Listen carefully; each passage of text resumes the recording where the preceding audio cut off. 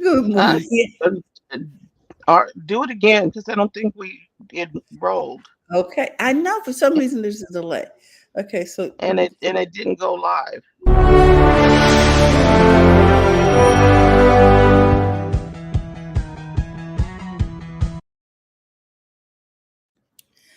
hello everyone. Welcome to BizChicks TV. This is the place where you can find tips and tools to help you do business better. We're here to help you run a profitable business that's fun to run and to take the hassle out of your hustle. And this morning it's all about Tech Life Weekly. I'm here with my friends and colleagues. I'm here with Miss Francine Gregory, real estate entrepreneur and tech diva. And I'm here with Dr. Tachi, all the way from Florida. Coming to us from Indie Soup. And we are just really excited to get started. We will be joined shortly by Terry Johnson online everywhere with her reports. And we look forward to hearing all of the things that are going on in media right now. With that, we're going to get this party started. Fran, what do you have for us today? All right, we're going to talk about a little tech history today and some notable events in tech for the week. Let's see. Let me get this going right there. Okay, so the launch of Donkey Kong. I think sometimes we need music for this because history can be a little ah, drab. The launch of Donkey Kong, July 9th, 1981, Nintendo released Donkey Kong, introducing the world to Mario, then called Jumpman. I had no idea it was Jumpman, and becoming a major milestone in video game history.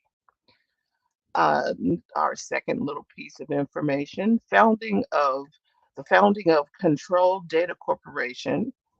That was July 8th, 1957. This company became a pioneer in supercomputing thanks to the work of Seymour Cray, who later founded Cray Research. Our next, 1957. Wow. uh-huh. And then the release of Disney's Tron, July 9th, 1982. Tron is the first mainstream film to use extensive computer generated graphics when it was released. Number Can, four I'm here. sorry, can I just say something? Yes, sir. Please. Yes, ma'am, because that is definitely. Tron was boring. That's all. Yeah, I haven't watched the Neutron was boring too. Yeah, once a bad idea, always a bad idea. Carry on. Yeah. Telstar's satellite launch, July 10th, 1962. The first transatlantic communications satellite, Telstar, was launched, making a significant advancement in global communications. And then in July 13th, 1992, IBM, Toshiba, and Siemens they aligned. These companies announced a collaboration to develop memory chips, uh, signaling a shift toward international corporation, that cooperation, international cooperation in the semiconductor industry. IBM, Toshiba, and Siemens. Wow. And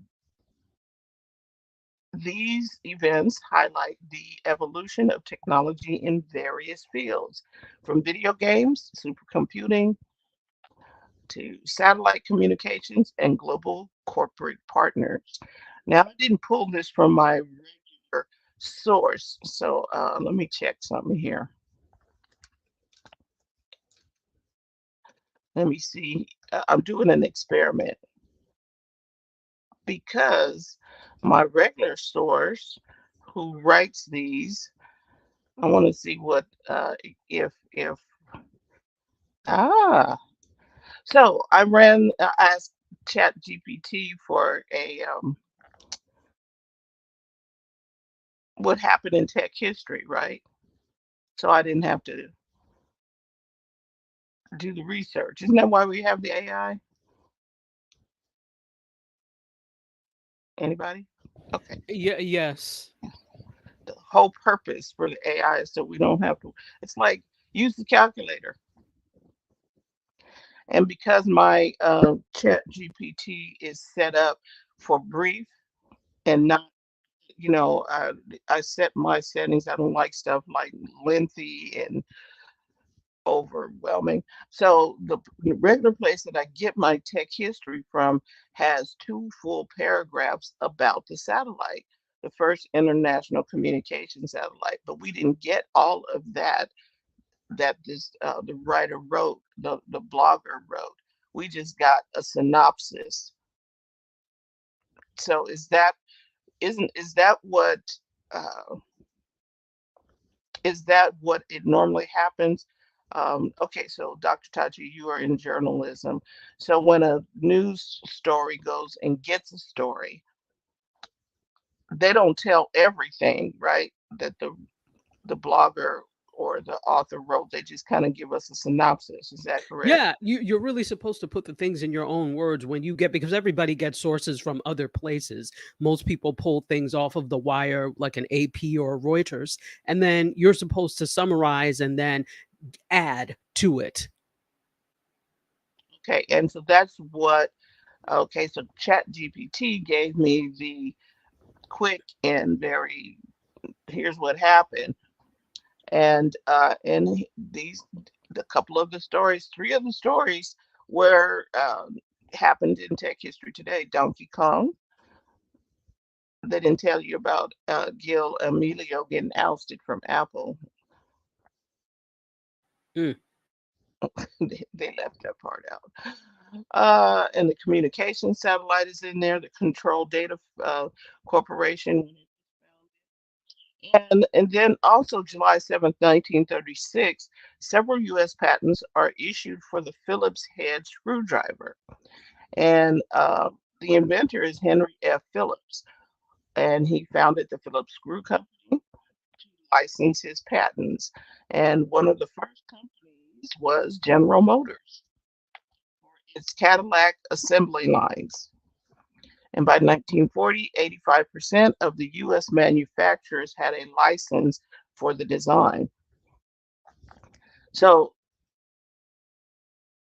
I guess with him patenting the um, Phillips head screwdriver, it nothing can stop somebody else from copying the design and doing it themselves. But he had the patent on it, so they couldn't sell it. Is am I to without his license? Is that correct? See, That, see, oh, that's my understanding. She was saying that people can't use your design if you have a patent on it without you being compensated. That's Yeah, the whole that's theory, right? behind having a license for it because um, I can see now. Oh, we can make one of those, and people do that stuff all the time. Oh, I can make that. Okay, but you don't have the license to. Is that called a knockoff? Oh, oh, there we go. yes. You know what I mean? Wow. I copied it. People knock off dresses all the time in the world of fashion. Oh, and bags and accessories. This is why you can go to a certain Chinese retailer that will remain nameless and Hmm. get dupes. Well, a dupe is different than a like a knockoff, yeah, and get knockoffs of these things. You know, Hmm. Mm, it's really interesting how all of that works. So, July 5th, 1923, the first 16 millimeter film system was introduced. Hmm. Kodak introduces the hand crank Cine Kodak Model A, the first complete 16 millimeter film system. It was developed to be an amateur alternative to the 35 millimeter, most often used by professionals. However, it found widespread use during World War II and later for television production, especially TV news. A 16 millimeter film is still used today for certain applications. Okay. 16 millimeter. I think I have some 16 millimeter film of my brother and I dancing in our teens. Okay. And this is the interesting thing. Everyone at a certain point when film, celluloid was all you had, everybody basically learned to use it. Yeah, we And did. 16 millimeter came on cartridges anyway, if you wanted them. I know 8 came in cartridges. 16 you had to actually thread The the machine. Bolex. Yeah. Yeah. Because I actually learned on 8, 16, and 32 millimeter. And so it's cute when you're doing it just for a little project and you just need one reel. But then you quickly realize when you're making a film that 3 minutes cost $27. So this was the extraordinary expense in addition to all the other things about a film. Part of it is the medium itself that costs. Now it's so much cheaper if you're using digital, but back then the major cost was the film, and that's why I used to get mad when people would mess up. I was like, look now, this is $27 for 3 minutes. I don't have the time. Mm. The the internet on the Royal Caribbean cruise lines just got better. Oh, good. Yeah, because that is notoriously. I'm just I on wonder a if it cruise got any period. cheaper. Go ahead. Uh, uh, um, according to the steward, let's see here. This is she was this a woman was trying to do some live streaming. Her background is in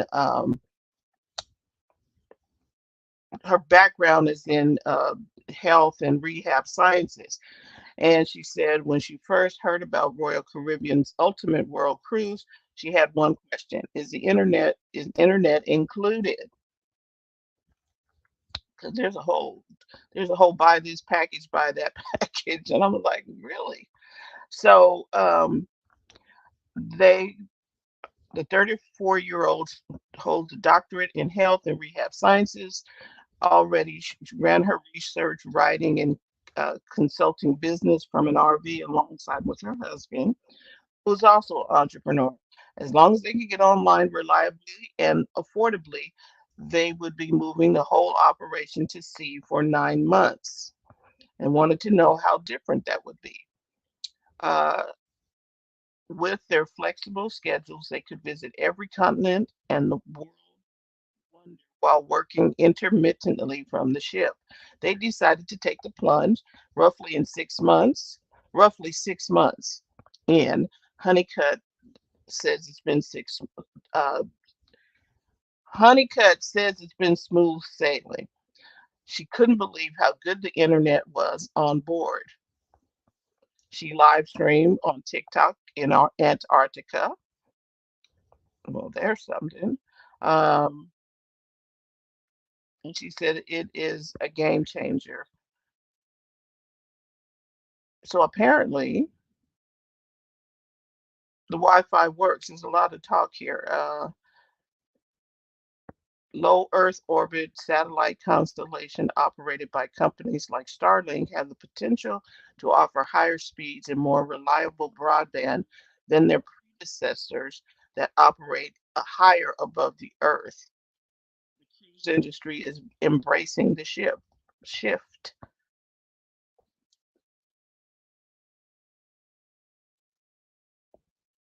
Yeah. Charge your minutes, but that was quite a while ago. It was really expensive. As the cost of broadband has come down, the capacity has gone up. It has made it easier for folks to connect and use high bandwidth applications. Wi-Fi pricing has come down on okay, haven't been on one lately, and so has cellular roaming prices. The thing that makes this all interesting is that as people are paying for access, obviously, but as more players come into the game and you sometimes have more choice, now you have to do more than just provide a service. I need to do see more than, oh, I'm just providing you a connection. Well, what else do you have? Because there's so much else. And then especially when it comes to cellular and things like that, nobody uses long distance what's the name anymore for international, because everybody uses like a WhatsApp or a Signal or a Telegram. So it's Yeah, not the enough that you cellular, just provide the service. right. That whole cellular data thing needs to go away. You remember the days when you had minutes, Oh, like that Gary? was terrible. And how about, since we're talking history, does anybody remember who was the company started with a W? Eh, WorldCom. oh my gosh, with the long distance? Well, that's why they got it in trouble. I was like, how are we still doing long distance? And when the cellular phone came out, that 86 to everything. Because the landline bills for long distance, oh, that was atrocious. No, exactly. And then it was like, well, you can't, don't call me then, because it was just crazy. It was a way for charging people that is not sustainable. And that's whenever there's a service, obviously you're offering the service because it's filling a need. But don't think that your need is going to be the need forever. So you need to have a plan that's sustainable. They were just like, well, we'll just charge them just to be charging them. And all sorts of excise fees and usage fees and nonsense. Yeah. So um, that is that. And then one EV startup is declared bankruptcy. Fisker is they have the Fisker Ocean, and they declared bankruptcy. And it might have been because the review of their car wasn't all that great.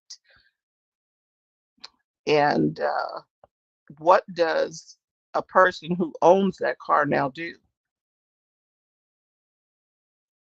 You know what I mean? That's a good question. Like, how are you going to get it serviced? Um, Mm. because you know they declared bankruptcy, but I don't know if that means they're going to dissolve the whole company or whatever. But it's really interesting to find out what happens when in its electric vehicle. Okay, what happens if another car company goes? Uh, Belly up, it's the same situation. You just buy a different car, right? allegedly, yes. Mm. But do you get a trade in? Who would trade in that car? Maybe someone wants the parts. Who knows? Yeah, Hmm. yeah. Anyway, it was. I don't know. They yeah. It Fisker is led by automotive industry veteran Heinrich Fisker, a former BMW designer whose previous startup, Fisker Automotive, went belly up in 2013. So he tried it again. He started the current company in 2016 and took it public via SPAC in 2020. Okay. Um,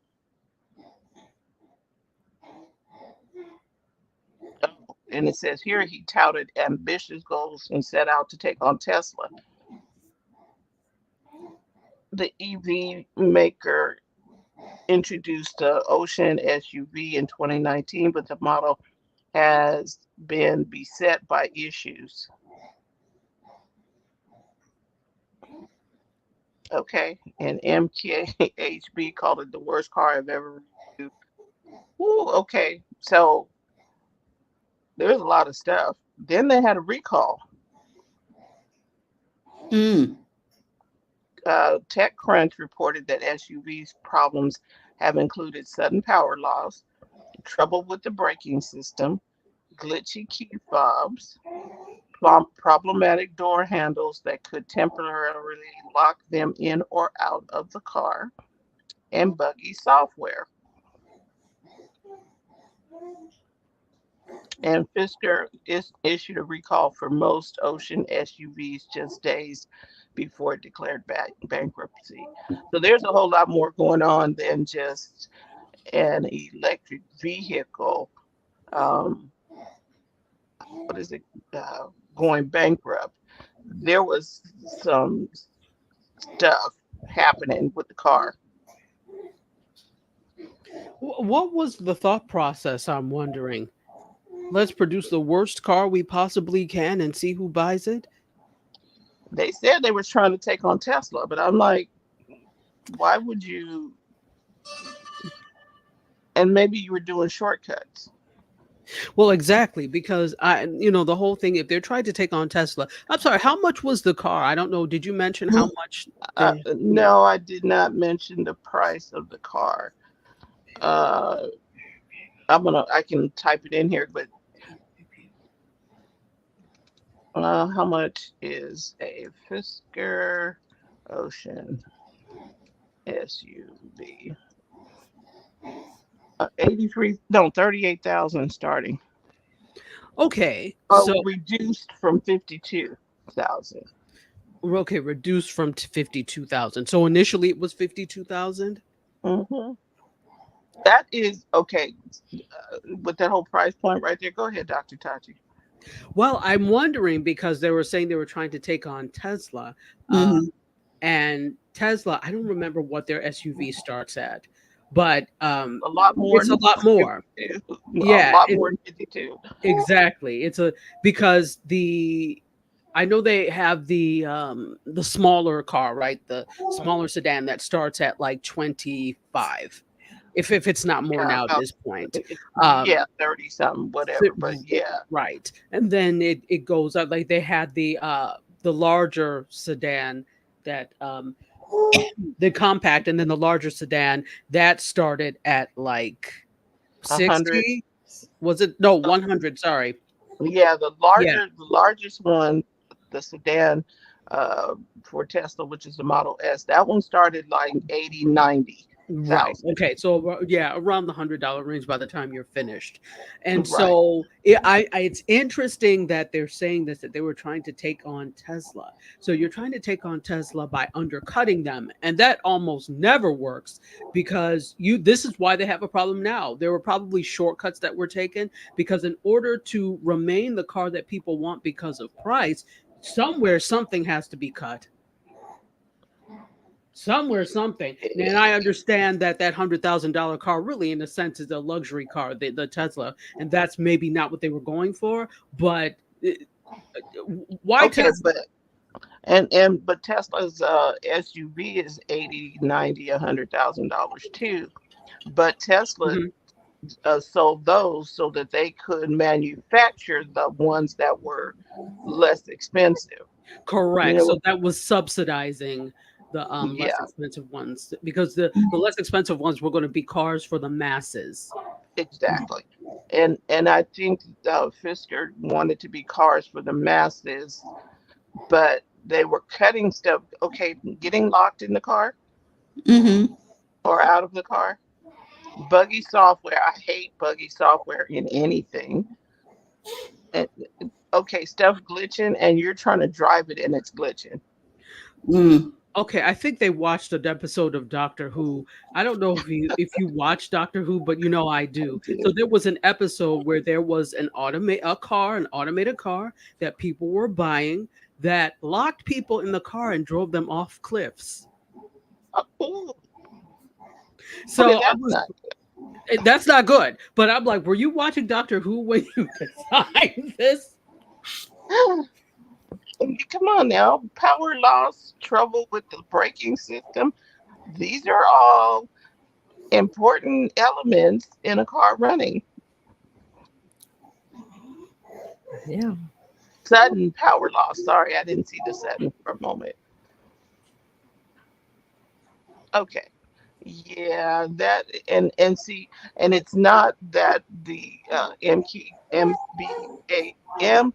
whatever his name is said something about it. Mm-hmm.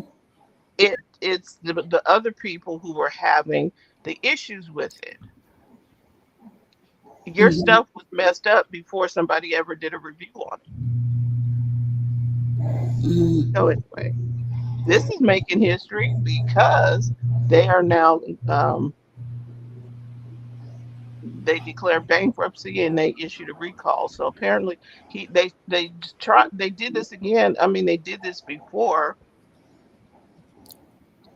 at 2013, and Fiskars reported having assets of between 500 million and 1, the Associated Press reported.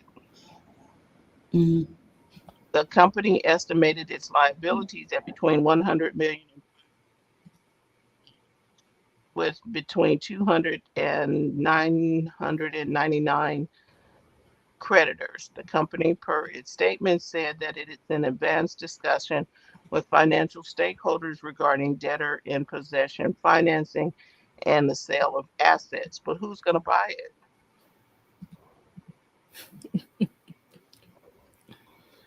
You Hmm. never know.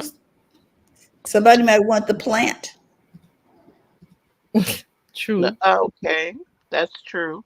Fisker is the second EV maker to file for bankruptcy protection in the past 12 months after Lordston's Motors did so last June. Who was Lordston's Motors? That's interesting. I had not heard of them. Um, okay. So anyway, I at one time, this is someone reporting this. Wadi Wati. At one time, there was a significant forecast for EV adoption, and that obviously has been much slower than many anticipated in the beginning. But I think the issues that really were at fault here aren't necessarily market related as much as they were poor management. Okay. And he said that at this point it looks pretty grim for the future, but I guess there's a never say never, especially when it comes to Heinrich talking about the Mr. Fisker. So anyway, I need the car to run properly and safely. Just saying. Amen. That is your tech news this week. All righty, daddy. I want to know who Lordston is. It's called New Ride. They owned a company called New Ride. I mean, the car Morning, called Dry New. Buzz. Morning, Yolanda. Okay, so Lordston Motors had a car called New Ride.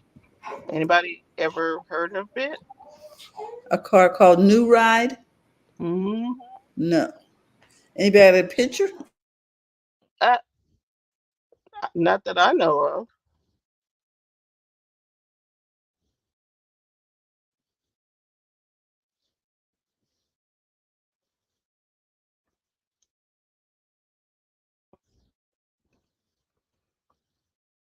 Okay.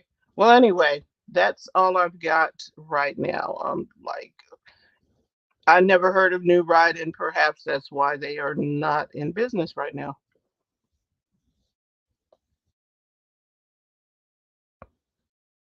Can you all hear me? Or I feel like Yes, I'm I Googled it and I got these articles under investor relations, like you were talking about, Fran. okay, because it's a little weird. I was like, I've never heard of the vehicle. I'm just saying. So Exactly. the company was based at the Lordston assembly plant, previously a General Motors factory, and Lordston Motors was known for its Lordston Endurance electric pickup truck. Really? And it was founded in 2018. Okay. I don't know what to say.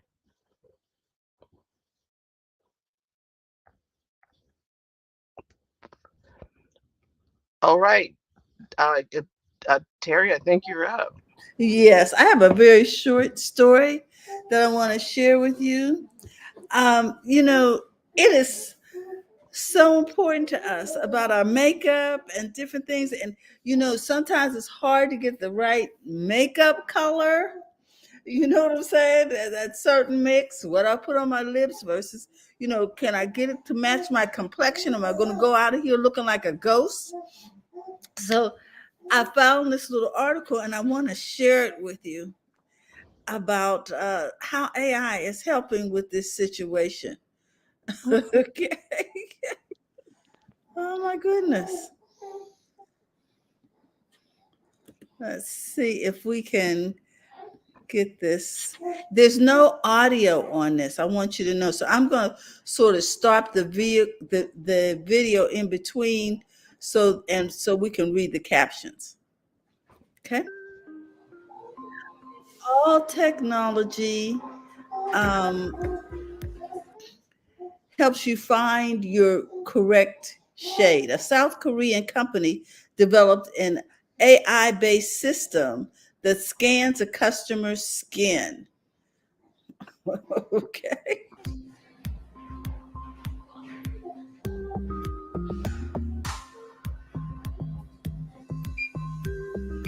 And creates products that best suit you. You see it mixing the various colors. The AI powered robot can create 205 different skin foundations and 366 lip product colors.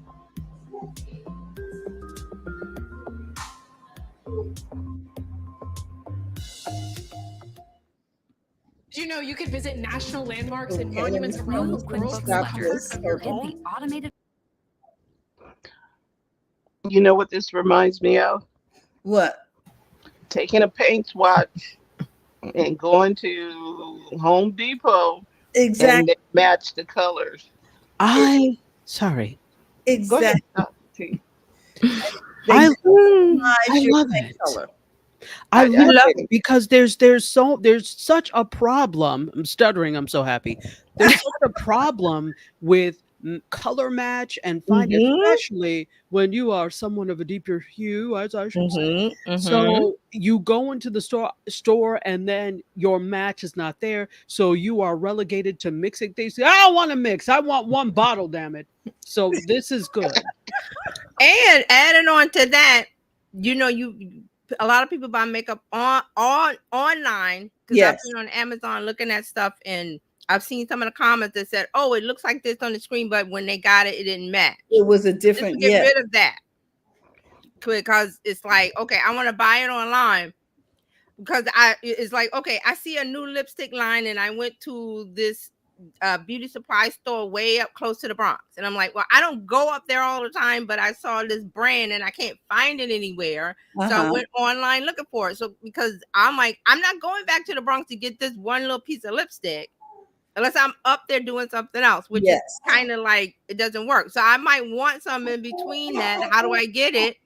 And then I saw it visually in the store, but it's got to match online. So that's the problem with the coloring, buying it online, unless you really Yes. know. It's a guess. Yeah. Yeah, It's a you guess. guessing game. So that was one of the complaints in the comments that I saw. It was like, oh, it doesn't match. So You when know, they the Right. interesting thing is when you talk about going to the paint store, this is the thing they always say that whatever it is online is going to look different than what it actually is. And right, again, it looks different depending on like paint, where it is, how the light is hitting it, what because of it the looks different pigment. times Yeah. of days. Right. So it would Mm-hmm. be, it follows, it would be the same thing with makeup. I don't know why people don't think of these things before. This makes They don't. sense. They don't care. They don't care about the customer. Thank We you. talk Mom. about that all the time. They don't, if you cared about your customer and did the things that made them happy, they would be locked into you. And someone could come, another brand could come around and say, "Hey, I got what you need for whatever XYZ," and they were like, "No, I'm sticking with this brand because they treat me right." But that's common sense, I guess. So they're not thinking about that. And see, one thing about the coloring is that your color on the computer is an RGB based, and in the real world is CYMK based, which is two different coloring palette ways that they make coloring. So like Dr. Tasha saying about paint, there's a pigment thing involved when they make paint, and it depends on how they mix it and where they get it's very involved. It's very involved. So that's why it's very hard to match what you see visually on a computer to real life, because it's two different things. Right. If that makes sense. Fascinating. Yeah, Right. RG, because I had to learn all this years ago for advertising and everything. So there's a RGB. That's why when you do stuff for the web, like graphics and things, you don't make it more than 72 dots per inch, because dots per inch is a measurement for the printer. So you're not printing anything, you're showing on the web. So that's another one of the little graphic, old school graphic things. And really quickly, not to Mhm. enter the rabbit hole any deeper, but that same concept is something that I guess I've always known, but now have to put it into practice. Mhm. So when for Indie Soup, well, Mhm. let's talk about my show specifically. Mm-hmm. It looks very different on the computer than it does when I'm watching it on television. Yes. So I'm now looking and I'm like, but it looks gorgeous on the computer. When I'm looking at my screen Yes. on my camera, it looks gorgeous. Yes. Here it looks good, but Yes. something is amiss. And I Yes, don't know what it is, that's it exactly, because the TV TV has different processing of color. It's all about the processing of color, whether it's on a computer or the TV or in real life print world. It's all different things. Even though it's the color red, there's so many variants and shades and tints of red, but each device shows that red differently. And I know this from art school and art, and because there's different things of red, and then how there's different brands. An artist will buy different brands of paint. Why? Because each brand mixes it differently. They Right. try to have standards, and there's not a red. There's like a different. They have different names. Like it's not. You think, oh, that's blue. It's called phthaliate something. That's how it is in real world with paint. But visually on the computer, it's all 72 dots per inch, because the computer can't handle any more than that. It's wasteful when if you're in Photoshop and you save something and you go, I want to do 150 or 300 DPI, you're wasting pixel, because that DPI is printer talk. That's how the printer handles it. So if you're not printing, which if you're doing a website or graphics online, you don't need that, because you're increasing the file size, and we're getting into the deep woods. So, but that's No, one of but the things. But that's okay because they had all those shades. Remember, they had like Mhm. 305, And that is AI. I'm 380 something. assuming that's AI doing the the matching. mix. So here we Yeah. are. People denigrate AI, but I'm like, good things are coming. We just gotta hold on and get through this period of what's happening. But Period of panic. Yeah. yeah. Because some people are panicking and not seeing the good that it can do. And I was talking with someone. I have a favorite shade that I like from MAC, and they keep changing it. I was like, "Will y'all just please leave Well, the okay, let's colors talk about that, alone?" because MAC, they buy pigment, and that manufacturer may not make that pigment, and they have to go to another manufacturer. Even And though, I was and it like, gets into color, like we need dye number 6 red, whatever, but this manufacturer does it differently from others, even though it has the label. So that's why your favorite color changes, because they and they may have changed. run out, or they had to switch the pigment manufacturer. I also know this because I know how to make lip stuff and face creams, and I know how to do all that. I've been in that world too, so I've dipped in a little bit of everything. What we don't know about TJ. So, What have you DJ, you are deep. because It's just stuff and it comes out when it needs to come out, because I'm like, I haven't talked about I hear you. DPI stuff in years. So Well, yeah, but that it's very helpful. that's what I wanted to share today. I didn't want you to get too far down this but road, this but is good to know it's about coming. coloring, because like what Fran was saying about her favorite brand, why does it's the same label name, lipstick, fire, for instance, fire engine red, but it's different from last year's because something changed. with the and and then they changed the name, and yes, so now they don't that's have another clue. They changed the name because it's no longer the same pigment. That's why. right. And people And then complain. and I'm like, where's this color? I want this one. And They don't we manufacture don't that one have that. anymore.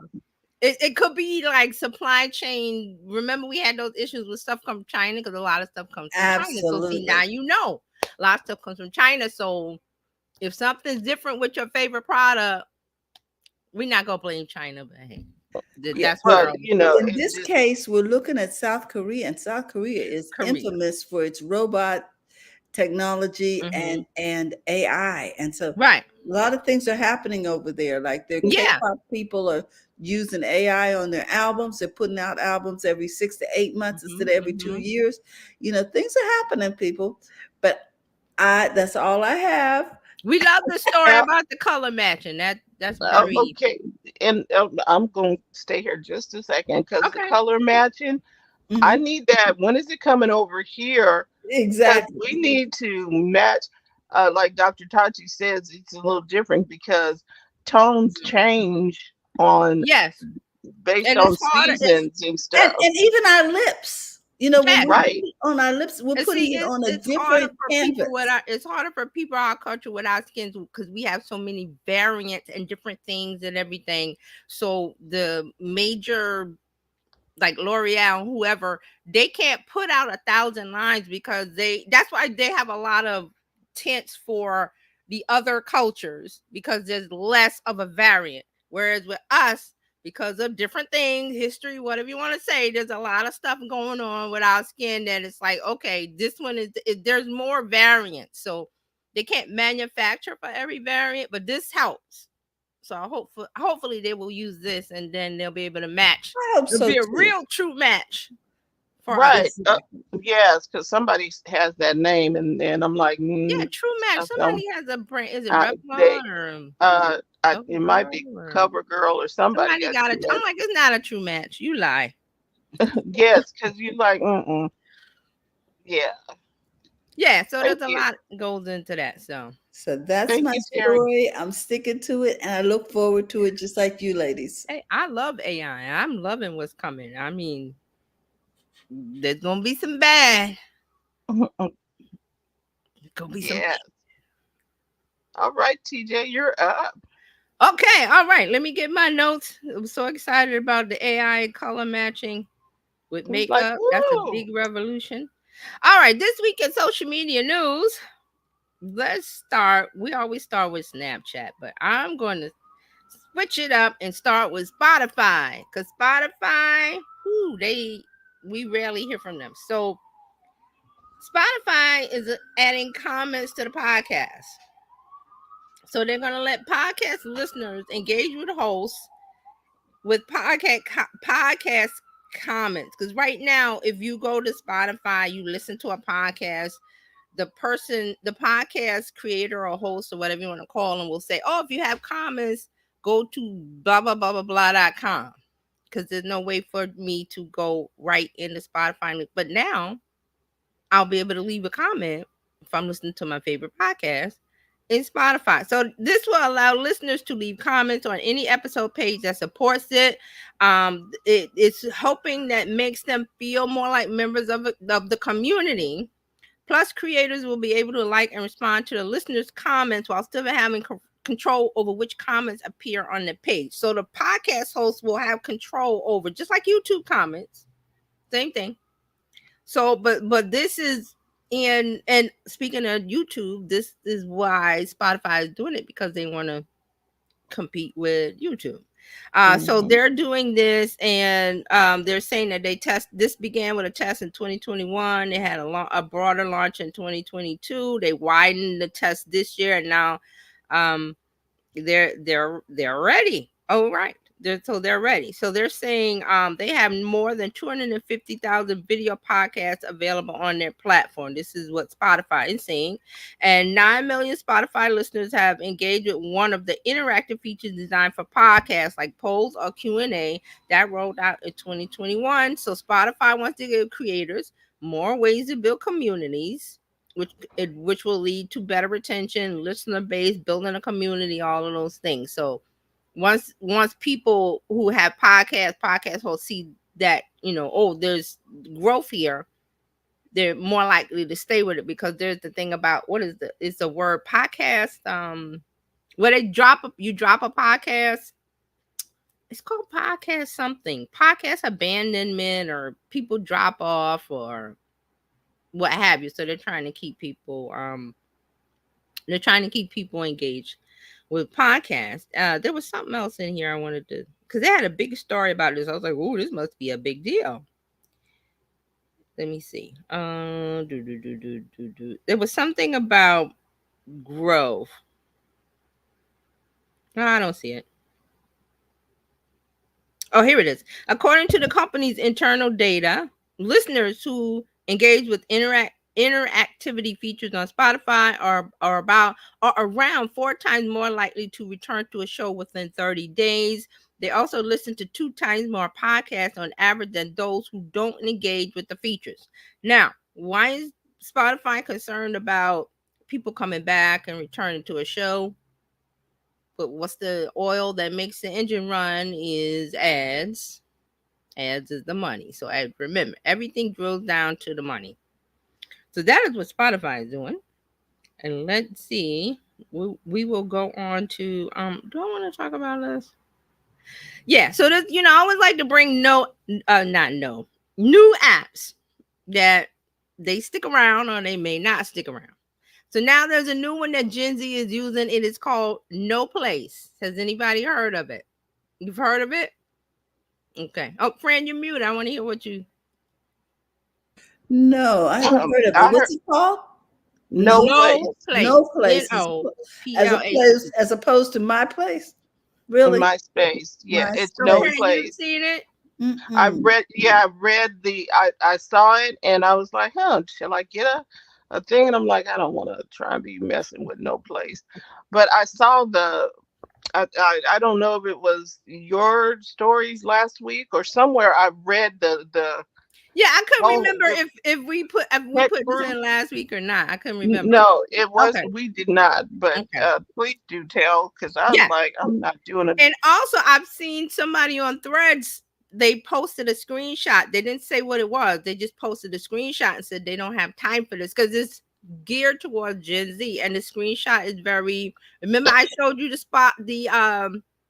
Snapchat video. Remember Terralina with the oranges talking and the things, and yes, mm-hmm. Because I wanted to show that this is where they're gearing toward Gen Z, which has a different attitude about being online and the things. Let me see if this is it. If this, let's see, No Place. Is this the app?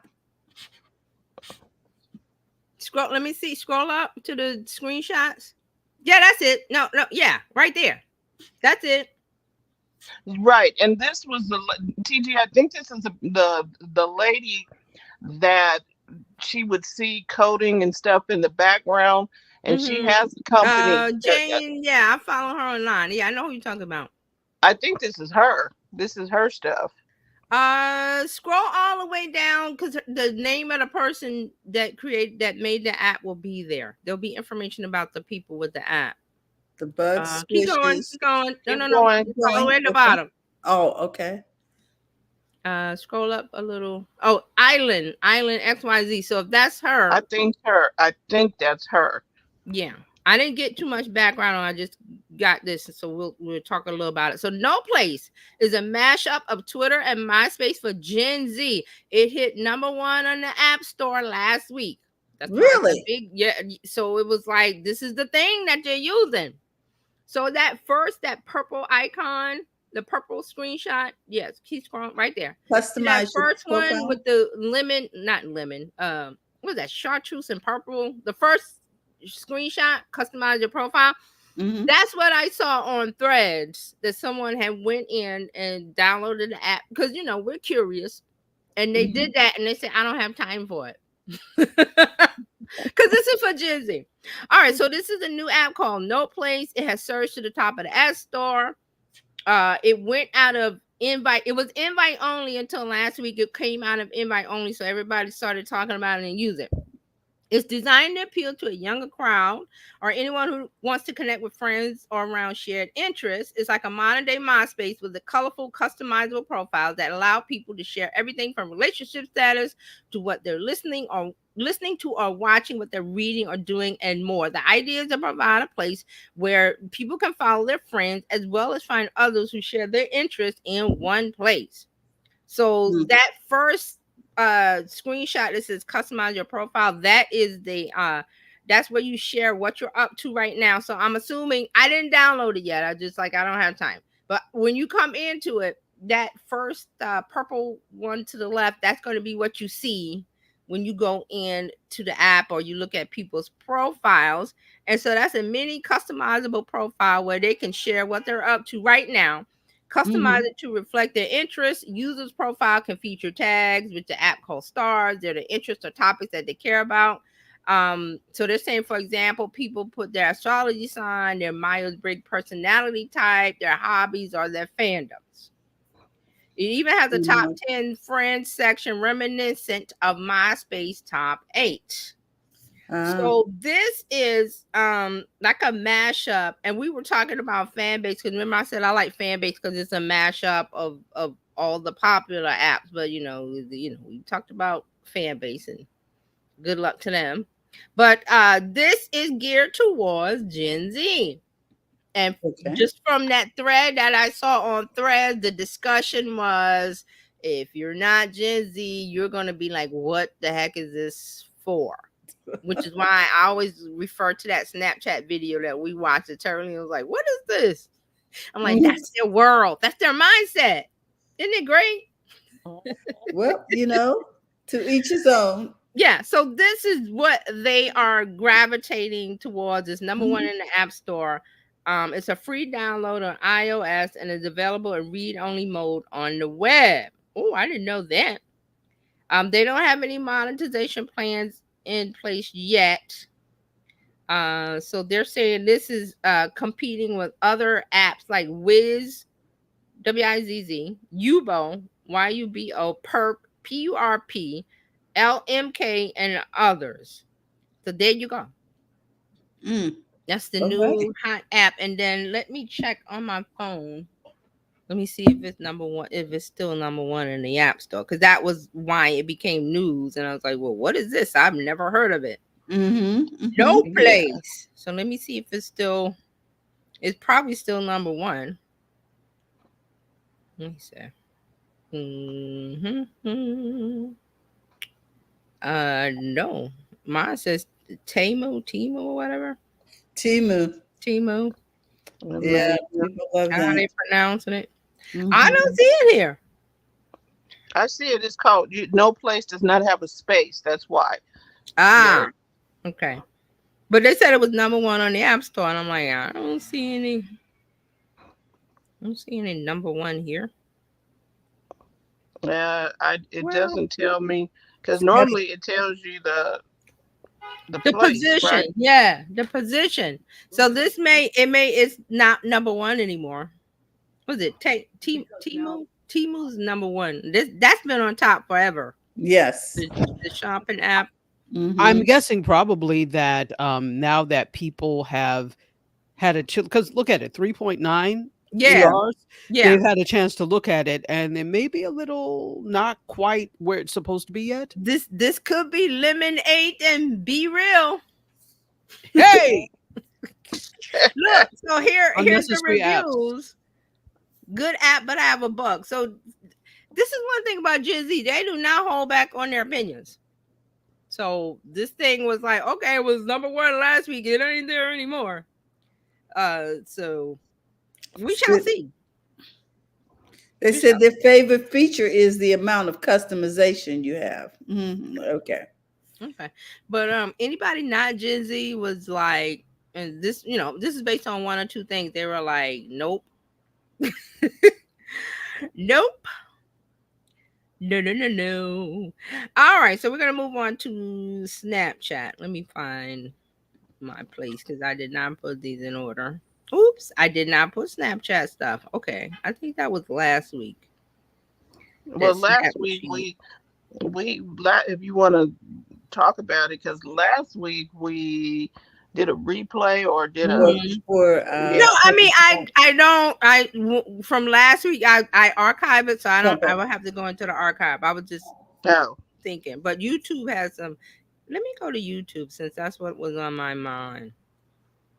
No, before I go to YouTube, I'm sorry. Before I, because I want to get the new stuff out of the way. The ones we don't talk about. So Amazon released today. My Amazon. They have a new chat bot in the app. Hmm. It is yeah. called. Now, I hope I pasted it in here. Amazon AI chatbot Rufus. Okay. Why is his name Rufus. Rufus? Why is his name Rufus? Not Rufus and Shaka Khan. Jeez. Yes, Rufus. It's now live for all US customers. Go to your if you got Amazon, go to it. It's there on the bottom right, and you tap it, and you can let's talk about it. All right, so Amazon AI powered shopping assistant named Rufus is now live for all US customers in the Amazon mobile app. It lives on the bottom right of the app's main navigation bar. It's designed to offer customers help with finding products, performing product comparisons, and getting recommendations on what to buy. Now, it was in beta before, of course, they were testing it.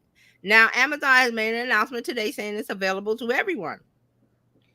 So this was announced in February, and they trained it on Amazon's product catalog, customer reviews, community Q&A, and other public information found around the web. Amazon was kind of shady about, okay, well, we're not going to tell you exactly what's in our LLM, but we have one. So this is specialized for this LLM. Remember, is a large language model. Remember, you don't have to remember all that. Just think a library. That's the analogy I give you. Whatever AI tool you use, it has to go to a reference library, and that could be whatever the person, whatever company, whatever they use. So Amazon's library is everything that's been in Amazon.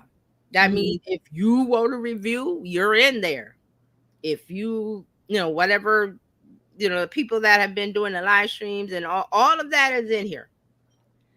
So they're saying that it's specialized for shopping, allowing customers to ask questions about products, including things like factors to consider when buying, how items are different from other products, or how well the product holds up, as described by customer reviews and other expert analysis pulled from around the web. Now, this part about pulling from the web, there are a lot of websites, and I'm trying to think of one. Let's say like Vogue or the magazines or any of those websites where there's reviews about makeup or hair or fashion, whatever, and then they have a link to the product, and it goes to Amazon. That's where it's pulling from too. It's Oh, pulling so they're pulling. Okay. because it's on the web. Who's stopping it? This is why New York Times is suing them, OpenAI, because New York Times is saying you can't use our stuff, but it's on the web. Once you publish on the web, that's public information, unless you put it behind a paywall, Paywall. right? So Yes. if this website has a review on vacuum cleaners or makeup, or I see this a lot on the makeup skincare websites where they talk about the 10 best products for your acne skin or whatever, and then they list them, and there are Amazon affiliate links to go. You click on it, you buy it, they get the Amazon affiliate. Amazon, that link is a two-way street because Amazon gives you the link.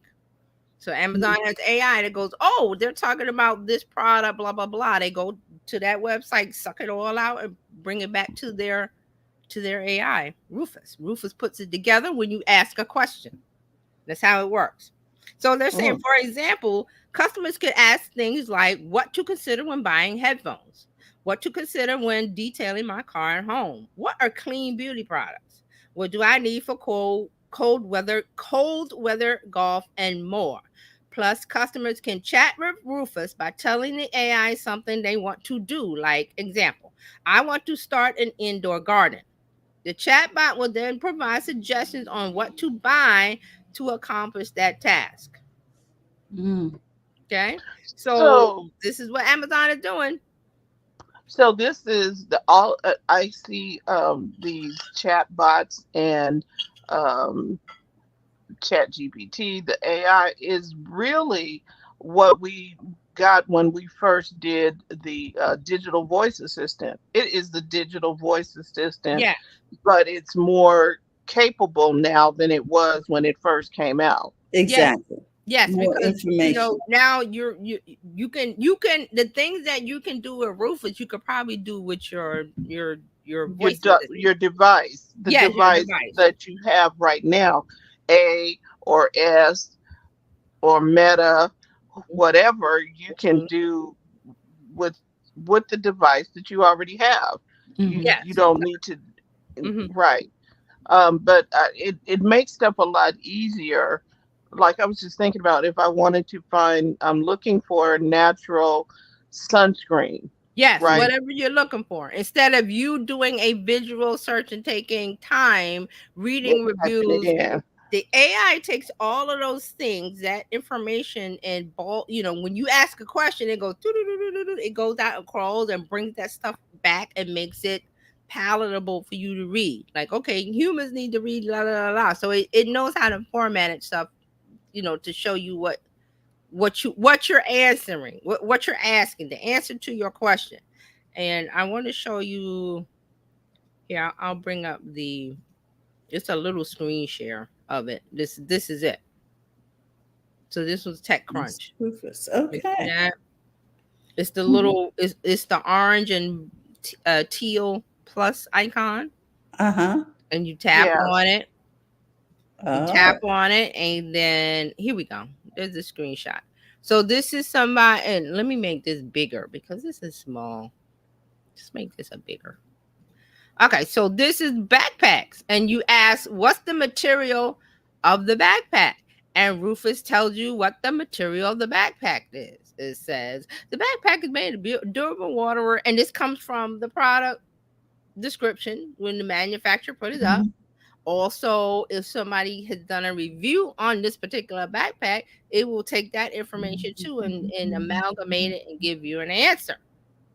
And then you can keep having a conversation with it. You can ask different things. I like it. Here's another one. So here's something about what's the difference between gas wood fired pizza ovens? And it Mhm. goes in and tells you what it is.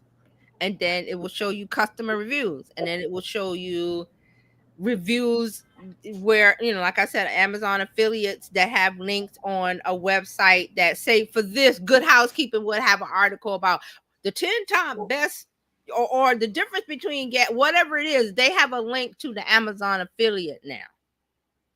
I've seen that a lot. And you click on it and to buy it, because you're like, oh, I'm ready to buy it. There's a link. You click on it and go to Amazon and you put in your cart. But they get the Okay. affiliate, whatever that deal is with the affiliates for Hmm. Amazon, the link. Because it's not just a link to Amazon. They're in affiliate program, so they have a special link. Okay. So that's Yes. Rufus. What do we think? Well, I'm liking Rufus because he answered my question What for did you my ask? about sunscreen, natural sunscreen.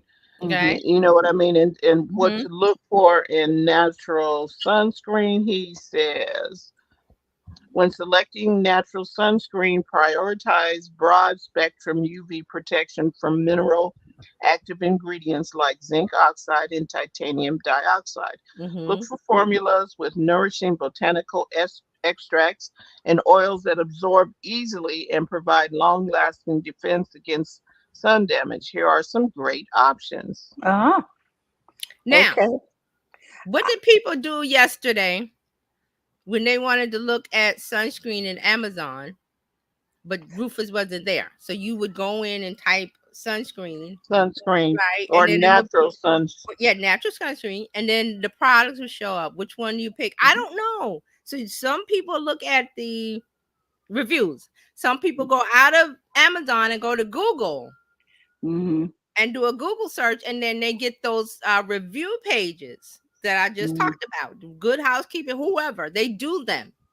And they had a list of top 10 sunscreens for this and that. They do it different ways, but there's always an affiliate link. You click on it, it takes you back to Amazon. What Amazon just did is they got rid of that. Because now when you go to Amazon, I don't need to get on Amazon and go to Google or whatever. So they just I'm keep in. you. What? Right. So I have a question, and you know what? I've seen Rufus. I just didn't know the name. I was like, "Oh, there's an assistant there now, whatever." And I was like, "Your name is Rufus." I have a question. So, what if you put, and not just sunscreen, general sunscreen, but sunscreen for Black people? Okay, so Ooh, let's let's do that. try it. Okay, some specificity. I'm looking for a stroller.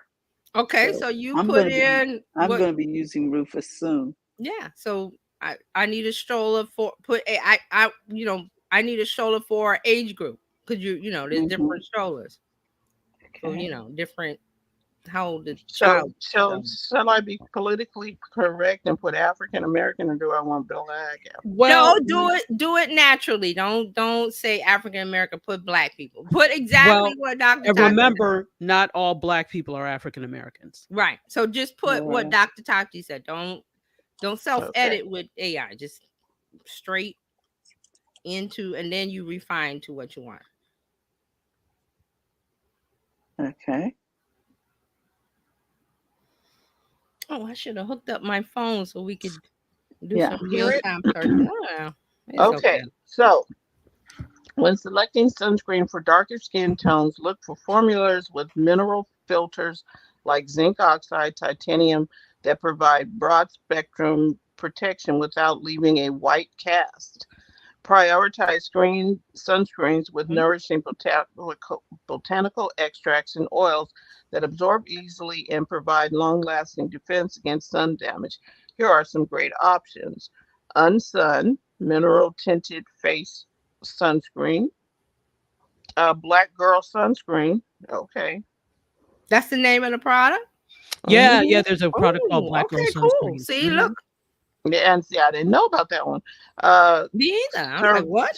CeraVe hydrating mineral sunscreen, fragrance free. Surge Super Goop unseen sunscreen. La Roche Posay. Okay, and those are the ones. And Super Goop Survey. Okay. Interesting. Because I Very. did want to see what they were going to say, because the problem sometimes with sunscreen on darker skin tones is White the white cast. And that's usually what happens with mineral sunscreens. But I wanted to see what it said. So interesting. And CeraVe must have changed. They must have a different product because they have. I bought one from them that left the white cast, and I wasn't happy with it. And I left the review that I can't have a white cast. So maybe they made a different formulation because it's in the recommendation. Yeah, but I don't think CeraVe would be my first choice. But no, or the other one. I didn't know about the Black Girl. Black Girl sunscreen. I've heard it's pretty good. And then a lot of people, like a lot of the girlies on Instagram, not Instagram, but YouTube, they like Super Goop. Yes. I like Trader Joe's because it works and it's cheap. Oh, they have one that works on Black people? They do. They have one that will leave you looking like the cast of Casper the Friendly Ghost. And they do have one that but it's not a mineral sunscreen, because you have the mineral sunscreens and you have the chemical ones. So this one does not leave a white cast, but I don't think it's a mineral sunscreen. But it's pretty good. It also works as a nice primer for makeup if you wear foundation. So I like this example because what this does is that now it's highlighting brands that I'd never heard of, because I'm going to search something for me. So Rufus is saying, okay, you specify Black people. Well, here we go. There's a person that has a company or line or whatever that they have designated the line, the skincare for Black people. So I'm going to put it front and center. because that's what you're Right. asking for, and that's how AI is supposed to work. Yes, because I would ask because I asked the image effects something. I wanted a black, well, Hmm. a young man that was 17 that was Yes. getting The out of script, school or right. whatever, and Hmm. they wouldn't do it. Who was this? The image effects because it violated Oh, what? something. No, I was I'm like, saying, what was this? Gemini? Was this Copilot? it What? it was Google's image effects. Oh, okay. Okay, and so it wouldn't give Well, me yeah, Google certain. has some things about the culture stuff that's why I was like, I'm not really a fan of Google, because I go to, if you go to Microsoft, I think you can do it, but not the image effects. Just a regular, give me an image Yeah, of a young black man, kid 17, going to doing school tech, or whatever. something, and I was Yeah. like, come on, y'all. See, I was like, that's over PCing it because you don't want to offend anybody. But if they write it correctly, like this Rufus is giving me what I want. I want natural sunscreen for black people. I'm not gonna call it African Americans. I don't use that term. So I'm gonna say, that's right, why I said keep it black people, to see what they what respond they with did and with how well it's written to give you the answer that you need. Because this is about products, not about the education of, okay, they go into a little bit of detail about the sunscreen, but it's designed to give you the product you want. That's the end result of Rufus. Give you the product you want, to make you satisfied with, okay, you're in the shopping experience, because this is about shopping, and you're here to buy something, and instead, like I said yesterday or last week, you would have to go through and look at each item and read the reviews and read the customer reviews and decide which one might be the fit. Okay, and see that was the thing because I was searching for something last week, and it was like, oh my god, because they keep popping up other Yes. stuff when Yes. you're shopping. I'm like, I don't Yes. like overload. Yes. Just let me get Yes. this. So now there's Rufus. So use that. Go to the app. Da-da-da-da. Look at what they Mm, give you. If you're not happy with that, say, well, I mean, what would we say? Like, I don't like these. Do you have other suggestions? And it will probably bring up other suggestions. But the black girl line came up first. So right, because that's a match. because that's what I asked for, and I'm Right. like, oh, I can Right. use that. So now I'm gonna investigate black girl sunscreen and put it in my cart. Right, because See, look at you that. know, Look, see, look how that that just got to sell because we doing that elevates the brand of a brand who is a niche product or may have not gotten the exposure mhm. from, okay, I'm pretty sure they're on Instagram, I'm pretty sure they've done this, I'm pretty sure they're TikTok, but it hasn't been exposed to everybody, because if you don't go on TikTok or there, how do I know? But now in Amazon, because I'm looking for a product and it wants to help, it wants to satisfy my question, and it did not. Yep. So you want to ask specifically for what you want. Ask for what you want. Don't go say, oh, sunscreen. Nope. Say sunscreen for Asian people, sunscreen for black, Indian, East Indian, whatever. Put that in, because they are looking at the product description. So Black Girl Sunscreen wrote their stuff correctly. It's all about Mm, matching. Okay. All right. So there you go. nice. Amazon today, Rufus. Now let me get back to, I see Fran is shopping. I am. I just put that, and then they had one that was a Disney I put it in packaging. I my guess cart. yeah, they had Disney packaging on it, and which meant that it Mm-hmm. was a discount. I was like, okay, Okay, so just a couple more, because it was a holiday week, so they didn't do too much.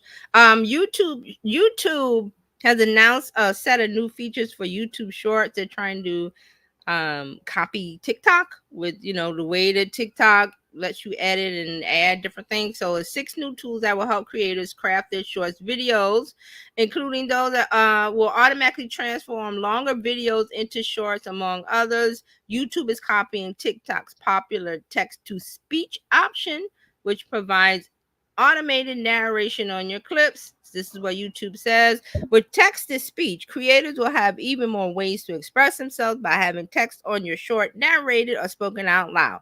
After you record a short, add your text and tap the add voice icon on the top left where you can find 4 voices to choose from. So that's now in YouTube Shorts. They're also Oh, rolling out auto generated captions for shorts. You'll be able to edit, customize, and style your captions with different fonts and colors. They're also adding the capacity to remix already remixed shorts clips so that you can add your own take on the response. They've also announced an initial test of its Add Yours stickers for shorts, which enables creators to prompt creative response. This is from Instagram. Instagram has this, I believe. I'm not sure if TikTok does. Maybe they do. And also, YouTube is adding 2 new Minecraft themed shorts effects, including a theme mini game that you can play right in the shorts player. So they're doing this because shorts are gaining traction on YouTube. They're now driving over 70 billion daily views in the app, according to YouTube. So they're trying to get you to use shorts.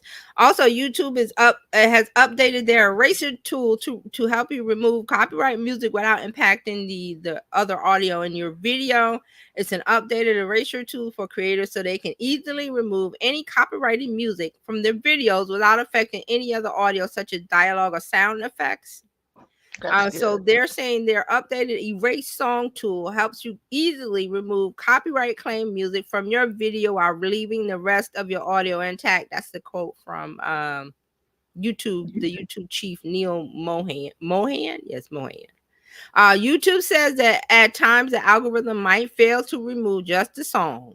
So this edit might not work if the song is hard to remove. If this tool doesn't successfully remove the claim on the video, you can try other editing options. And so you can also choose to select mute all sound in the claim segments to silence bits of video that possibly have copyrighted material. Once the creator successfully edits the video, YouTube removes the content ID claim. So that's that. When you go in, you see a claim. It'll say, "Is there a system for identifying the use of copyrighted content in different clips?" They have AI that does that. So now they're saying the updated tool will allow you to remove that copyright section only, so you don't have to go back and edit and re-up. You know, you don't want to do all that stuff. Right. But That's nice. they're just saying be careful. It is not 100% fail proof. That there might be an issue. And you raise Yeah, your it might be an video and issue. you be Yeah, like, what? yeah, there might be an issue. So at least YouTube is trying. Mhm. One from Microsoft. Microsoft Copilot AI now understands your handwriting. OneNote, inside of What? OneNote, Oh, OneNote can read and analyze your handwritten notes and use AI to improve them. So they're going to enable Copilot in OneNote to read and analyze handwritten notes. This feature was in beta testing last month. Will allow OneNote users to write handwritten notes using a stylus and then summarize them, ask questions, or even generate to-do lists based on the notes. So it will do it for easy editing and sharing. They Microsoft launched Copilot inside of OneNote in November. So this upgrade will be available to existing Copilot for Microsoft 365 subscribers and Copilot Pro users. So they're saying that you have to have those things. So I'm assuming this is not the free version of burger. Copilot, right? So they want you to subscribe. So there you go.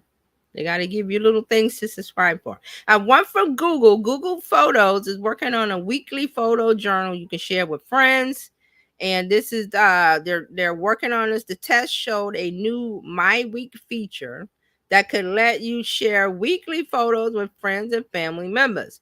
Those who receive the weekly memory may then be able to view a slideshow of the shared photos and leave a comment. Now, there's some apps that I heard that is geared towards family members, and you all share privately, and you all have your, like you have your private WhatsApp, but you could just use WhatsApp or any of the others with your, your private family group. So, but Google's getting into that arena with Google Photos. So if you use it, you'll have access to that. And I believe, let me see. I believe that's it. Yes, that is it for this week. All right. Thank you, TJ. You're welcome. Ooh, Dr. Tachi is up. All right. Okay, Dr. good morning. T, Mm-hmm. Good morning. good morning. Good morning. Good morning. Okay. Oh, well, afternoon. Sorry. Oh, Here, yeah. it's Oh, afternoon on the East Coast, but it's yeah, morning it's where you 12, are. 12:24 for Mhm, us. mhm. Absolutely. Uh-huh. So I'm sure maybe you've heard by now that actress Shelley Duvall passed away. And if you Mm-hmm. don't know who she is, she was the star of The Shining Mm-hmm. with Jack Nicholson. Also, Yes. Popeye. She played Olive Oil in Popeye. She also Yes. did a kids program called Fairy Tale Theater. I don't know if Really? anybody. Yeah, she did. She did. Huh. And I kind of remember. I was like, oh yeah. So, yeah, she passed away at the age of 75. So she wasn't very old. Hmm. No. No. Yeah. So may she rest well. Yes. Absolutely. All right. Let's talk a little bit about Redbox. Disc rentals. What's happening with Redbox? What happened? Disc rentals are over. First of all, I don't know why they Why wanted to were they play this game. still? Why were they still here? That is exactly the who asked for Who this. asked for this? Exactly. Mm. So, what has happened is the owner of Redbox is Chicken Soup for the Soul Entertainment. Chicken Soup for the Soul Entertainment has a bankruptcy case. And a judge overseeing this bankruptcy case granted a request to convert that bankruptcy case from Chapter 11 to Chapter 7 bankruptcy. Now, I don't know the differences between the two because I'm not a financial person. So, but anyway, what's going to happen is Chicken Soup for the Soul is laying off its remaining 1,000 employees and liquidating the business, including streaming operations and the 24,000 or so disc kiosks that have rented out DVDs, Blu-rays, and video games for years. What? Are you going to liquidate them and do what? Okay, never mind. I'm trying to think what to Who give do them you, away. Who has the? Who even who has? has Well, I know some people have Blu-ray and DVD, but why? or maybe some people just want it for nostalgic purposes to put in their dens, or you know what I mean? I don't I It know. could got DVD. be. Oh my gosh. Well, I know with music that there's a movement by Gen Z to kind of, collect vinyl and some of these more physical mediums. Yes. Excuse me, or physical media. So there's that movement there. I don't know. I haven't heard the same thing when it comes to movies, DVDs. It's different with music. Music you can listen to over and over. I mean, you can watch certain movies over and over, but some after I've watched it, one or a few times, I'm done. So music is a different thing. It's music seems to be more collectible. These just seem to collect dust. Maybe they'll sell them to the government. And then that's about the level the government is on. DVD level. They've not progressed. So my thing is these kiosks, 24,000 kiosks. You would really have to, if you know what a Redbox kiosk looks like, you would really have to retool it to be able to use it for anything else. So I'm You know what? say I again. just had a thought. Go They ahead. can retool. They can retool it for TARDIS. Okay. That's the only thing they could use it for. For what? And a Screen? TARDIS, like if you wanted a TARDIS in your house or something, because So it's only Doctor Who people who are going to be interested. So the oh yeah, TARDIS is the phone booth that Doctor Who uses to travel around the galaxy. and the So red box looks like it. it does. The age of Redbox or the age of kiosks are really done. So I really don't understand this, but okay, let me get off of that. So the judge in the case says there is no means to continue to pay employees, pay any bills, otherwise finance in this case. It is hopelessly insolvent, given the fact that there may also be at least a possibility of a misappropriation of funds that were held in trust for employees. There is more than ample reason why this case should be converted. So I guess they're talking about converting it from 11 to 7. But the thing is this, there's also evidence of misgivings here, right? The misappropriation of funds, etc. So this is interesting. So this is not Chicken Soup for the Soul Entertainment manages brands like Crackle, which was formerly Sony, and Screen Media, but it's part of Chicken Soup for the Soul LLC. The bigger company is not part of the bankruptcy case. It's just the entertainment wing of it. Okay. So yeah, so this is interesting. So they have missed. There's a couple of things that they've missed, including apparently a multi-million-dollar payment that they owed to NBC Universal, the original bankruptcy filing, and Chicken Soup for the Soul failed to make payroll for Redbox employees, not just once. This was like 9 months. Of no pay? Yeah, missing payroll. Now I don't know how that happened or what happened or what, but yeah, according And why to they still have and why they have employees after 9 months not getting paid? I don't know. I don't know what this is. So I just saw 9 months of payroll misses. So I don't know if that is they paid some, they didn't pay.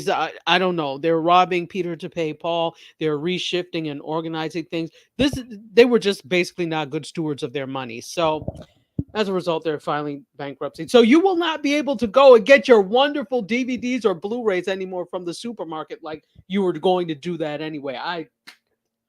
Why? If you just want an outing, there are other things you could do. We going to the Walmart. You know what? But you make a good point with that, with the quote, the Walmart. There are certain places where that may be their entertainment. There, we think about, because we all live in major cities, we forget that there are people like in the middle of America and in very rural areas that don't have great connectivity. So streaming for them may not be an option. This was probably what they had access to. So now this calls into question something bigger here. This is a bigger question. So if I'm using Redbox because I don't have access to things like streaming and connectivity is bad, the answer to you, government, in terms of infrastructure, your local government, is why is the infrastructure so bad? Do you not And want to put money into it? and that's why that the lady who I think she's over the FCC, or she was trying to keep the connectivity going and making it so people in rural areas have access to the internet. Absolutely. The interesting thing is not everybody, but many people that are in rural areas vote in ways that are counterproductive to this goal.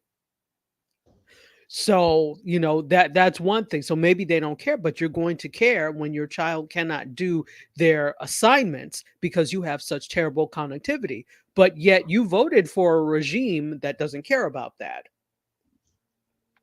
So, and not to point fingers either way, but you have to look at when you are voting and when you're doing these things, all of this is part of that.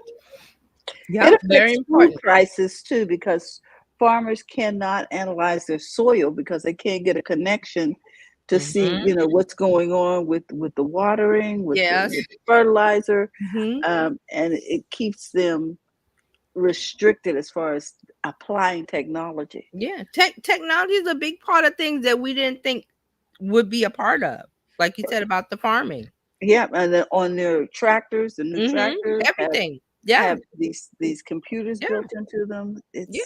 It's a agriculture is agribusiness, right? Okay. Yeah. So in this country, especially, and the ones who get the business are the ones who are going to be able to analyze soil, get things out there fast, Mhm. get things to market. If you don't have Mhm. access to this because you don't have good connectivity, this is a problem. So, we look at it as red box and it's going away, but this is a points to a larger problem that red box exists because there are still some customers that don't have access to things like streaming, etc. Otherwise, honestly, if nobody was using it, they wouldn't have stayed in the game this long. Nobody is that daft. They would not have stayed in the game this long. So it's a testament to larger problems with internet infrastructure in this country. And I know nobody asked for all that, but And it's been that's why there. that's why they were fighting for net neutrality and some other stuff to keep it affordable. Yeah, we talked about that.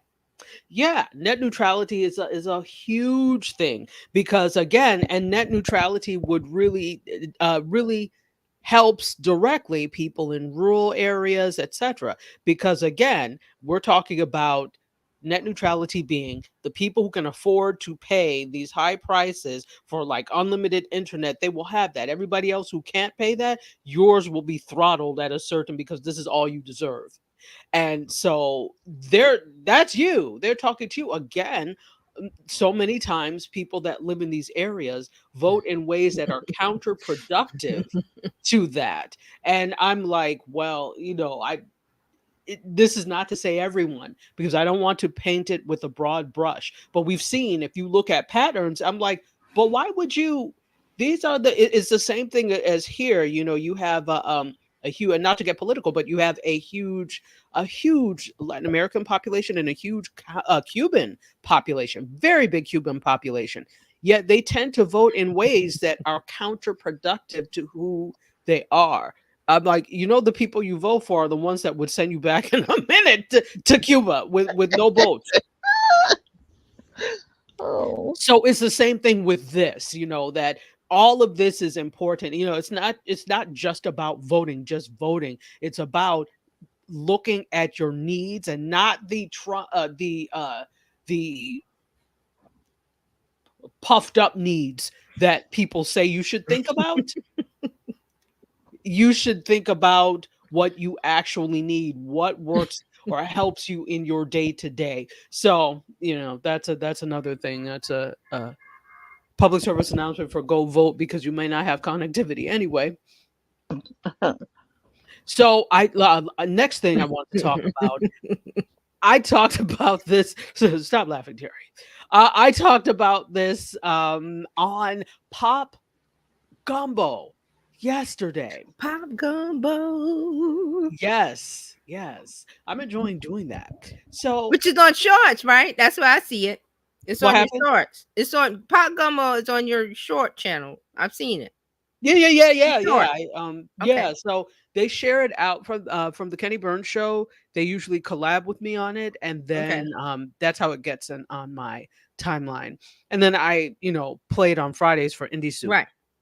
So this is something that was very interesting that I've seen because but like we're all over social media and watching, but I've been watching this one particular trend. Now I am not a huge fan of social media trends most of the time because they get to be too much like, okay, great, another Tyler water dance, great, another. And I think it's fine to do these things. But the thing is, people do these things with the intent of, oh, I'm going to go viral, or I could do this, or I can. And Yes. honestly, you haven't added that much to it. Nope. Or they duet with it and they're Mhm. just there pointing and nodding as if that adds some value beyond. You didn't add anything except your big head pointing and nodding. Mindless content. Oh my. When will they Exactly. stop? Exactly.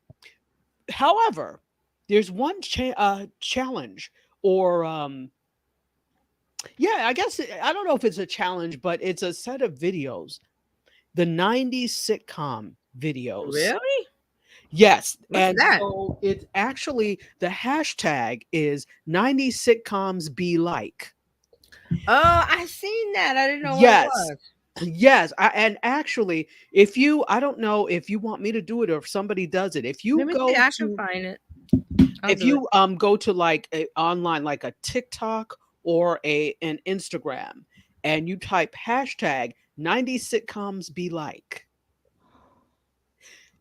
you're going to get a whole plethora and world of these things. And let me tell you why I like this, because this actually shows creativity. There are some that just do it's based off of this nostalgia of, remember TGIF, the Mm-hmm. ABC slate of sitcoms. And these sitcoms in the 90s, they always had a lesson at the end. There was always a school bully who was bullying you, but he was bullying you because he was really homeless and didn't know how to. There was always that type of thing. There we go. This is it. Okay, so do I Yes. click on the first one or? Let's see. Let me give you. Scroll down a little bit. Okay. Okay, so go to the one that says TVPG. He's a good one. This is, Oh, this one? yeah. Okay. Let's All right. see. I muted. Hold on. I muted the. Let me unmute because Okay. I didn't want it to start playing while you were talking.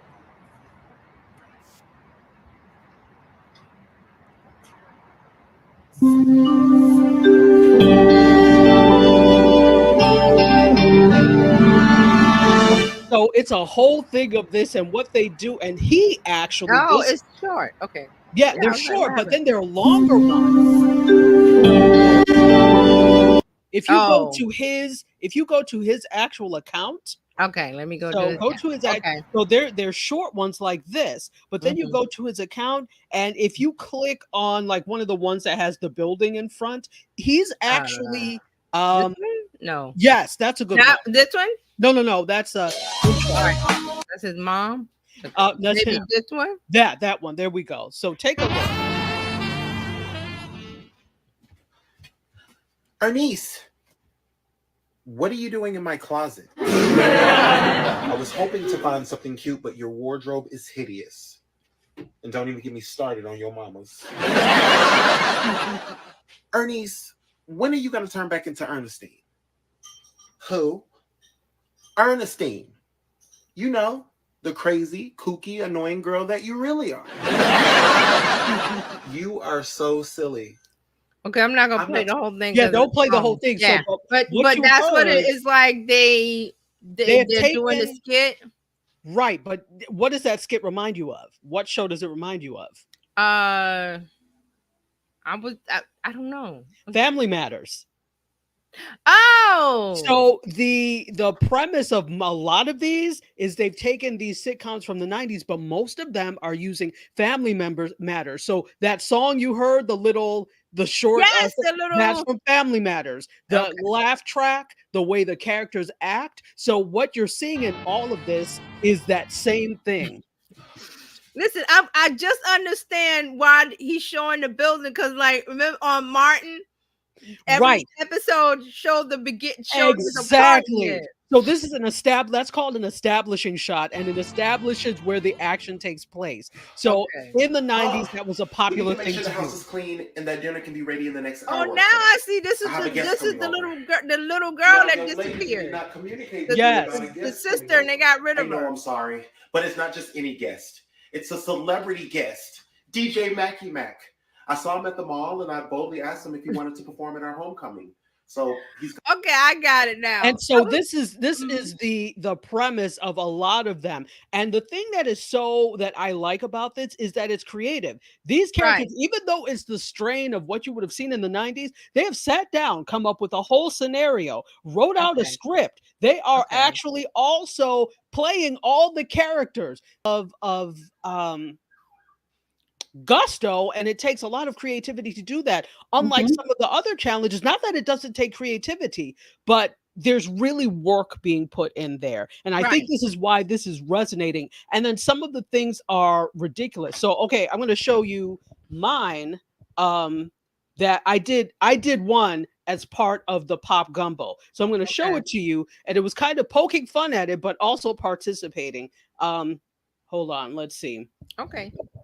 I just realized, I was like, why they're showing the front of why he showed the front of his building is because the Martin show and a couple others, they were always set up like wherever they were. Like if they were at the bar, Nipsey's bar, then it would show the front of Nipsey's bar, and then it would cut to the scene of them being in the bar or wherever the location was. Exactly. The establishing. Yeah, I love Yes. it. I love it. Hold on. Yes. I just realized, okay, this is what I'm gonna do. Okay. And I think they even did it like in Cheers, like they would show Yes. the bar and then they would cut to the inside of the bar. Exactly. Exactly. That I remember. They are very creative. They are. They take the source material and they rework it. Exactly. Hold on. We better move on to the next story. Okay, hold on. Let's see. Okay. All right, so I'm going to share my screen, just this little part, so you can see what I did. And it's basically the same thing. Let's see. Present. Share screen. Yeah, there's so many little things to click on. Like, okay. Click I know, right? Okay. Yeah. Can you see? No. No. Put the link in the private chat. We'll pull it up. Just put the link Oh, there. well, it's not the link I'm okay. There we go. There it is. Okay. So I took it from my computer because you can't scroll You're through. very MC lightish here. I love it. Thank you. Okay, here we go.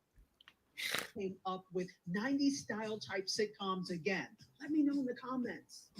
Well, I think we better move on to the next story before Gen Z gets bored.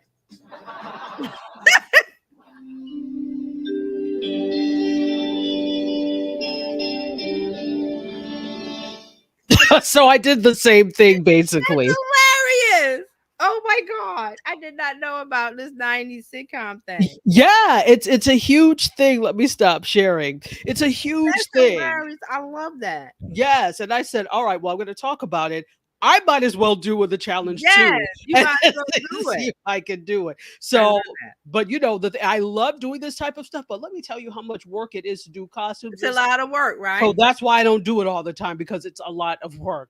But when I do it full out. So anyway, the reason I talked about it, and it's interesting, not only do I love the challenge because of the creativity and people are putting their heart and soul into these things, because when you read the comments, people are like, listen, at this point, we need a whole episode of these things. So people are like the guy that you showed, he actually has several episodes that are fuller, like 3 minutes each or so. So people and people get invested in the stories. So this made me think about, what is the future of television when it comes to these things? So I was thinking, that's why I wanted to report on it, because I'm like, we're seeing all of this creativity in social media and a lack of creativity often in traditional media. Yeah, and we talk about that a lot. And the reason why is because the people at the top are old, stuck in their ways, and they're used to, this is how it was done, or whatever. Insert reason here. Whereas that's why I talk about Gen Z a lot. Look at what they're doing. They watch on their phones. Yes. They have access to a big screen TV. Don't want to watch it. They want to watch on their phones. Like my daughter's like, okay, there's some accounts that they live stream a movie. She wants to watch the movie. I'm like, we got that on the whatever. And she's like, she doesn't want to watch it on TV. She wants to watch with those people, whoever's in the live and on the phone. Yes. No, and this is the interesting thing. So for a long time, I did not have a television in my room. I had one TV in the house, and that was it, in the living room. But then I said, you know what? Sometimes I want to just hang out in my room. I'm going to get a TV. So I got one for my room and one for the guest room, because TVs are so cheap now. Yeah, they are, because everybody does stuff on the phone. And I'm the opposite. I have a TV everywhere, but I don't turn any of them on anymore. Listen, let me tell you. So I love the fact of being able to watch a movie or something, while I'm in bed. But this is what I Right. also find out. I have my phone in here. I'll be curled up under the covers watching things on my phone with the whole TV looking at me like my friend. Don't you Because want to it's turn me on? And I had to convenient. think, I was like, wait a minute, Mhm. the whole purpose of me but I was under the covers, like looking at my, phone, watching, like laughing. I was like, wait a minute, I don't have to do this if I don't Right. want. But there's something about the experience of It's a quick it's you're quickly consuming it on your phone. But then there are things like if I want to watch whatever Netflix movie or when I watch Bridgerton, I gotta watch. I'll turn the TV on for that because I wanted the big screen experience of it. But if it's just regular video stuff, I'm fine with the phone. It's not. I'm not gonna pull it out for that's why you said like you it's convenient. Oh, I got my phone, I'm doing something and there's a video, let me turn it sideways and watch it and then quickly consume it and move sometimes I'm on. not even turning it sideways. I'm just looking at it. And YouTube obviously is on my television, so I can watch it on a bigger Mhm, screen. But mhm, I guess you get that way when you're so used to consuming content on your phone. It's natural that you're also mhm, going to consume other types of content, whether it's movies or television shows. If you mhm. travel a lot, you're looking Yes, at it on a smaller screen. For a yes. minute, I had like my television before I got, these new ones, my television had broken. Mhm. And I was like, well, I'm not going to spend money on it. I'll just watch on my computer. That's what I did for the longest time. And it wasn't until my sister was like, I was like, oh, hold on. I have to scroll back. She was like, what happened to the TV? I was like, oh, it broke.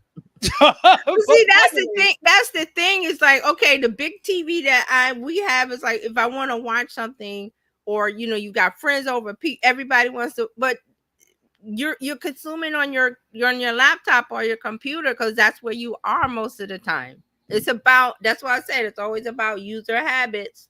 You got to think those are customer touch points that we talked about Tuesday. There's another thing. How do they like to consume their content? Gen Z likes a mobile device because they're connected to it all the time, whereas the exactly. boomers watch on their TV because that's what they connected to. And like you said about not having a TV, it was like, well, I'll have a TV everywhere, like in the kitchen. I have a because I'm like, oh, TV. Now I'm like, I don't turn any of these things on. They need to go. Maybe I need to sell them because I'm looking at it on the computer, or the laptop, or the iPad, or the phone. Exactly. Or just, keep one. I was thinking of that. I was like, it's just a big black thing there. I'm like, I turned it on yesterday to watch the Biden had a press conference or something. I turned it on for that, Yeah. and then I turned it off. See, that's But why that's what the type of thing you watch on a small screen so you don't get upset. So yeah, anyway, but I don't get upset because I'm like, I'm cool. But I just wanted to see because I was like, oh, what is this 6:30 press? He doesn't pull that. I thought it was like Jan 6 or something. Like, you want to. Yeah, I saw that on the TV. I was like, what in the world? So things like that, like big events, Super Bowl and the finals, or the big events, yeah. I turn the TV on. But other than that, I'm not. I want to see my gymnastics on the TV. I want to see Yes, her yes. do the Even whole though you nine will watch yards. clips. Now you will watch clips on social media, but if it's the whole thing on a Saturday, you might put it on the TV Mhm. and then I do, want to see those races. I want to see them. I'm yeah, curling. see, so that's Sweat. I want to that's see all user of it. habit. That's how does each generation consume their content? How do they like it? What they don't like. Exactly. These are all important things. Exactly. And so it also then calls into question the importance of production. I'm a film person, so I'm very much into production. But if you're watching something on a smaller screen, Mm-hmm. how important is the production in Yes, terms of the resolution, yes, etc.? Probably not very because it's a smaller screen. right. So you've got these creators that are making these things. Yes, And I really am predicting that social is really going to start to become social TV. yes, Um, I agree. this is what I'm seeing, not just based off of this challenge, but this is the beginning. This is the Yes, first challenge that I've seen where masses of people are actually creating content, which really leads people to believe it can be done. However, this is the caveat to that. I had a lot of questions. I didn't have a lot of time to cover it, but I had a lot of questions. And I'm like, so the thing is with this, So, will more creators begin to do scripted content like this or other things? It's already happening, but will there Mhm. be more of it rather than, oh, this is the creator we know who does this is these skits? No, I Will think this? it'll be more. I think Yeah, it'll be more, much more. I think it will be more as well, but it's also on the creator too. The creator has to realize that these are platforms that are worthy in and of themselves and Yeah. not always just a launch pad to TV. And Right. that's what a lot of creators think. They're like, oh, I'm going to do this, but I'm trying to get a show. Yes, I'm trying to You get. don't care about this platform then if your only thing is to get Mhm. off of this platform. So you're only creating here so you could get Mhm. off of this platform. What am I, chopped liver? Yeah, and that's like one of the things I think I mentioned a couple times when you talked about your stories. I think it was the black lady sketch show or something, and then it was Yes. canceled. And I was like, well, why is she concerned about network TV? That's dying anyway. You got IP. Move it to social media, the small format, YouTube or whatever, because you see what's happening with people like Shannon Sharp and whatever. That's where, and that's why you just said it, like they're using social video as a stepping stone to network TV, when that's like going to the you're jumping off the you're jumping off the cliff into the volcano. Nobody's doing that. Exactly. Nobody's doing that. That wave is going away from that. And that's because of user consumption and how we do things. And the Exactly. pandemic had a lot to do with it. And I'm a big component of, if you're creative, this is your time. If you think, wow, I can make a skit, what these people are doing, I can script it, I can write it down, I can get the props, and it doesn't have to look like the $1 million production. It looks like what this guy is doing on TikTok, because you're growing the audience. That's the Exactly. thing. TV has an audience. The Cosby Show had an audience, but why? Partly the actors, partly the script, the story, partly the production. All those pieces came in together, and you had to have the network had to approve. We're not in that anymore. The audience approves. And where do you get the audience approval? YouTube, Instagram, Snapchat, TikTok, wherever you want to go. Absolutely. And I think that you mentioned the Cosby Show, and this is interesting. So one of my favorite creators, Robert Williams Films, and I've had him on Mediascope before. He's amazing. He did this challenge, and it was a crossover. Where do you remember the Cosby Show and the Gordon Gartrell episode? Yes, Where of course, the most famous one. so he did that. He did that with the Gordon The Gartrell Denise episode shirt. with the shirt. Yeah, I don't know where he found the shirt, but He found a shirt. He found yeah, a V he shirt or A did. shirt. Let me see if I could find it. Because Hold that on. is, when people talk about the Cosby Show, that's like the number one, like one of the top ones, because Denise That was and when like, Vanessa went to oh, have big Theo, fun with you the don't have wretched. to buy this designer shirt. I can make it. And he trusted Exactly. her. And it was for a date or something. She was Exactly. an impressive girl. And then when she did the shirt, and he put it on, and I can watch that over and over. That Gordon, all you gotta do is say Gordon Cottrell to a certain age group, and they'll be like, I know what you're talking about. That was Exactly. the thing, was what? Here, I'm So going to Denise share it. Yeah, Denise was so confident. Oh, I can make you a better shirt. It's like, I can make you better than Chanel. I'm I better don't than know. Can you Dolce see it? & Gabbana and then whatever. Yeah, there it is. He even That's how Theo was when he was mad. He realized Exactly. and looked and he came out and he was so mad because I'm trying to impress this girl, and now I don't have a designer shirt to impress the girl. Exactly. So you see, there's that crossover between Cosby Show and this social media challenge and this nostalgia from like the 80s and 90s. Yes. So that if you ask me, was brilliant. He's an amazing creator anyway, but we see this happening, and Yes. it lets you know that you really don't have to beg major media companies to give you a chance to show what you have, No, you and don't. you can have a following. Again, all we have to do is look at what Shannon Sharp was able to do with Club Shay Shay. But again, and that's the same thing, we talked about this before, that Robin Thede should have been able to do with Why Black didn't Lady she put Sketch Black Show. Lady Sketch Show on you? Why wasn't it already on you? I mean, maybe the backing of her deal or whatever her deal was structured that she couldn't put it on Yeah, YouTube or whatever. that's a I good don't know. question. I don't know what her deal Yeah. was, but I would have been like, instead of waiting, because it's like I sit there and watch it like, well, we're waiting to hear if So we get guess renewed what? for What season she should 2. do is do the Black Lady Sketch Show, make some tweets, call it something else, and put it on you, because that would get around whatever, maybe whatever. It may not, say. though, if it's Oh. something that's too, Well, yeah. no, not to call it Black Lady, call it something else. And instead of it being all Well, women, throw some guys. But you know what? It's not even about the name; it's the Mhm. concept. Yes, that's what I mean. Take the concept, tweak it a bit to where it doesn't match the Black Lady, but because she's funny. She's got a concept.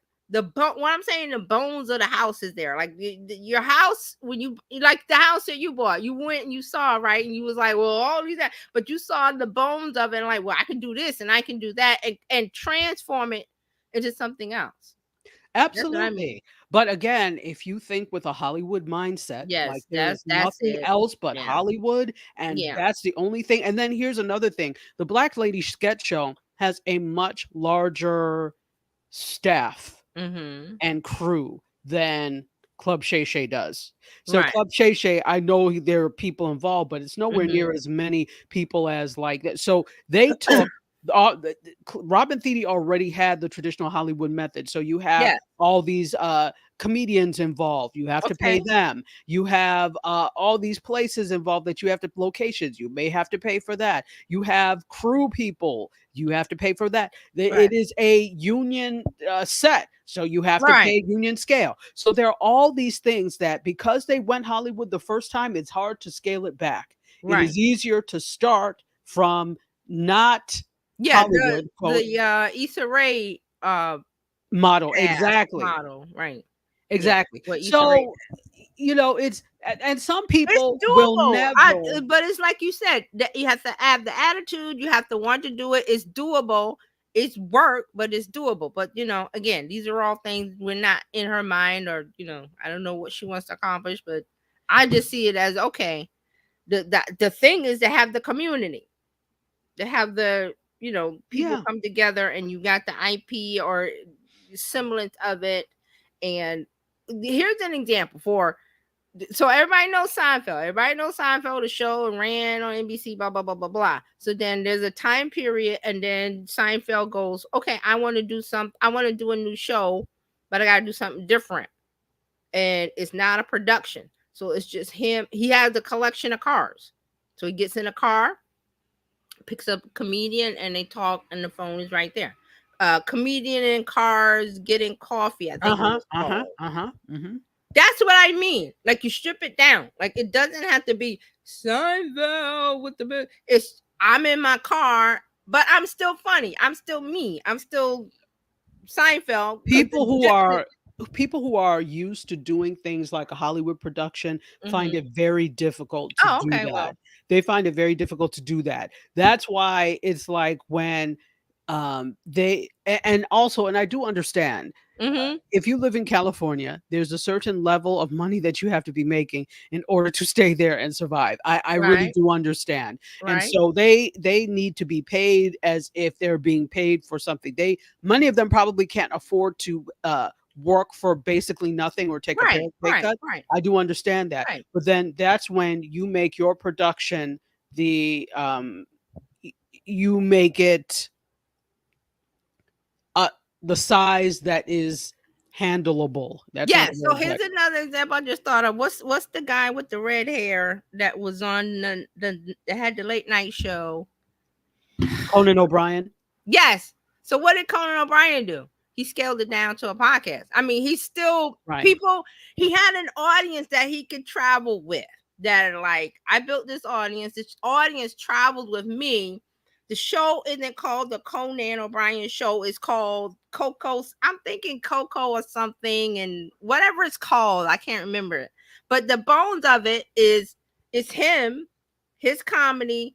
I'm a comedian. I can do it in any kind of format I choose because the audience is invested in me and they're coming with me. That kind of thing. You got to have that kind of trust in it.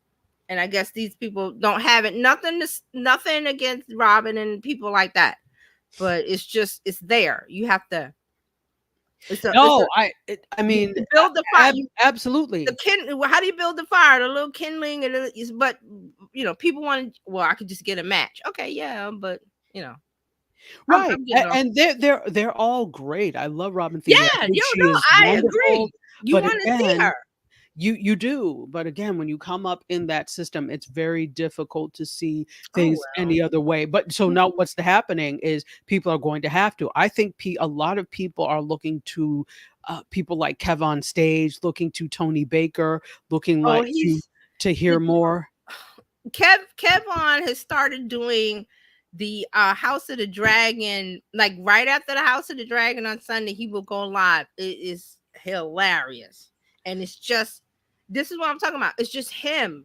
He's not scripted. He's in the hallway of his house or something, and he gets in front of the laptop and he hits it live, and he does the theme song. He sings a little bit of, and then he goes into this is the thing. He is live. He is very business minded, and he is an entertainer, and of course trying to do the traditional Hollywood thing, but he also realized I can't wait for them. Therefore, I'm going to have my own app. I'm going direct to consumer. I'm doing these types of things. Whereas all these other, and there's no disrespect. Obviously, if this is your job, you should get paid for it. You should, if conditions are not right, you should strike. Absolutely. But there is too much of we can't do without them. You certainly can. When you can. And Kev on Stage is a perfect example of that. And I'm just saying that when he I don't think he planned it. He just goes live. And because he's just talking and being him, that draws into like the people who don't know him. Who may be Game of Thrones and House of Dragon fans who don't know who he is. They see, because YouTube will show that video. If you search for a House of the Dragon review video, once you come back in, you'll get 1 million of them, and he's one of them. So that's why I'm saying that him doing that exposes him to the House of the Dragon people who don't know him. Exactly. To new audience. Right. His audience. So by not production, he's just clicking live on StreamYard or whatever he's using.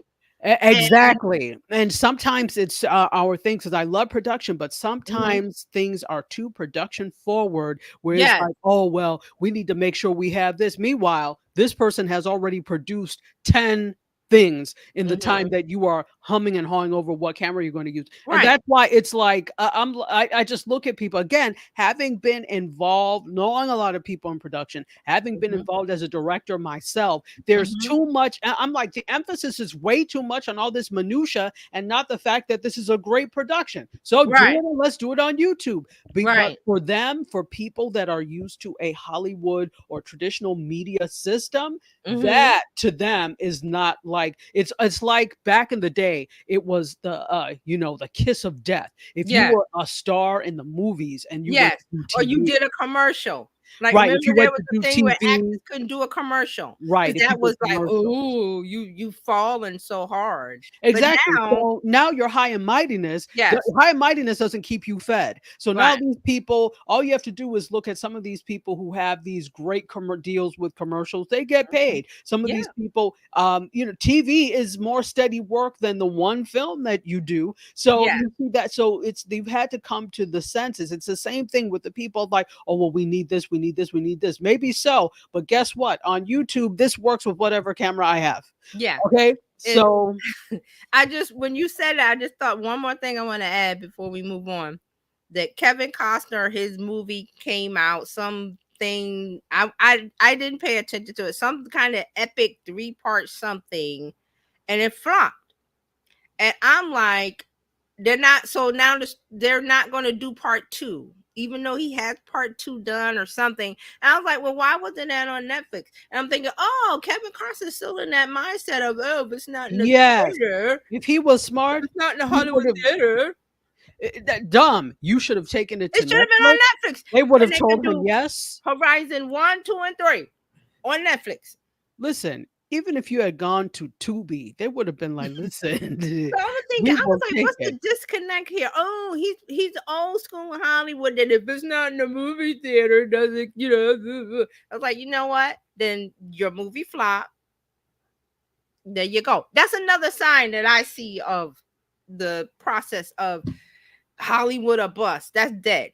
It's YouTube or TikTok or Yeah, exactly that way of that. So to wrap this up with the when I was looking at this and what's the future of TV, Right. and we're like, all right, well, would television look at bringing back some of these old nostalgic television shows because this is a thing on Yeah. social media and you're seeing it, Yeah. and it could be indicative that this is what people want to see. But is that cost effective? Because when we look at the Pew Research Center, they say that for Gen Z, and we're talking about adults and Gen Z adults between the ages of 18 and 26. 26. It's more than that, but 18 to 26, looking at that cohort, they only 30% of them get their information or watch traditional television. There you have it. So it may not be cost effective for them to go ahead, and even though a lot of Gen Z are doing this trend, it may not be cost effective for them to produce anything because A, it's a trend. Trends can be fleeting, but B, they could produce this easier on social media or on streaming and because 46% of Gen Z adults in that same age range use watch streaming. So that's pretty high. So that's what I wanted to say about that. I thought it was interesting to look at this trend and then to look at how it affects the television industries in general. So no, this is important to know. And also remember, Sora is coming, text to video is coming. So those things are definitely going to affect Hollywood. And I don't think they think they're ready. I don't think they're ready. So absolutely. So speaking of Hollywood, moving on to the US film and television production industry, down by 40% from before pre-strike levels. So, yeah, the impacts of Hollywood's cutbacks in production spending are really being felt. So, again, the number of global film and TV productions is down 20% from 2022 and 40% in the US. So, overall, globally, down 20%, but in the US, 40%. And this is according to a new report by production technology and research company called Prod Pro. So this was actually first reported, and I'm getting this information from The Wrap, for those of you who are interested, one of my favorite publications. Oh, I like The Wrap. Yeah, I like The Wrap a lot. Or The Wrap, The Hollywood Reporter, Variety. Those are the main ones that I look toward for this entertainment type news. But there are others. Los Angeles Times as well, because they're right Deadline. there. Deadline, exactly. Deadline Hollywood. I read that as well. So the LA Times found that Hollywood studios spent $11.3 billion on productions in the second quarter of this year. That's down 20% from the same period in 2022. So it's up from 2023, but it's still down from pre-strike. So did they not learn from remember the last strike? And what happened? What came out of the rise of this type of TV came from the last strike. The rise of reality TV, and it never let go because there was a strike. There's no new, for my favorite show, there's no new content. What do I do? People are like, okay, reality TV, cheap to produce, get it up quickly, blah blah blah. So I'm like, aren't they learning that when there's that space of there's no new content for me to consume, I'm going to find something to fill it.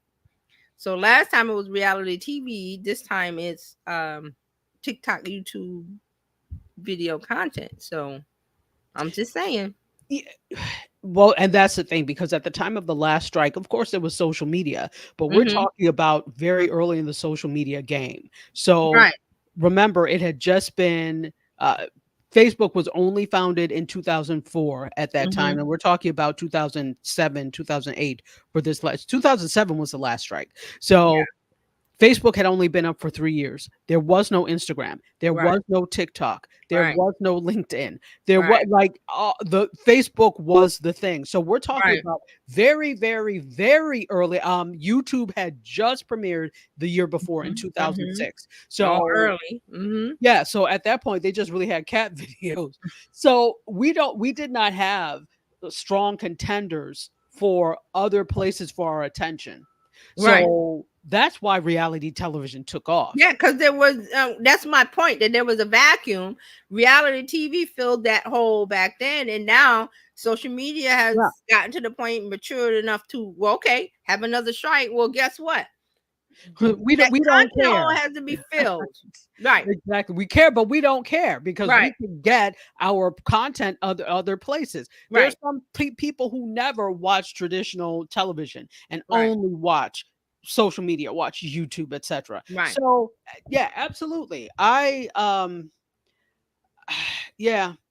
So I'm just saying that they, yeah, now they really have to think. This is a different thing. It wasn't like 2007 where it's like Mhm. we could go back to business as usual. This time they're not snapping back from business as usual because times have moved on, and this is part of the problem with the industry. They don't like to move on. Right. So Well, they're gonna have to.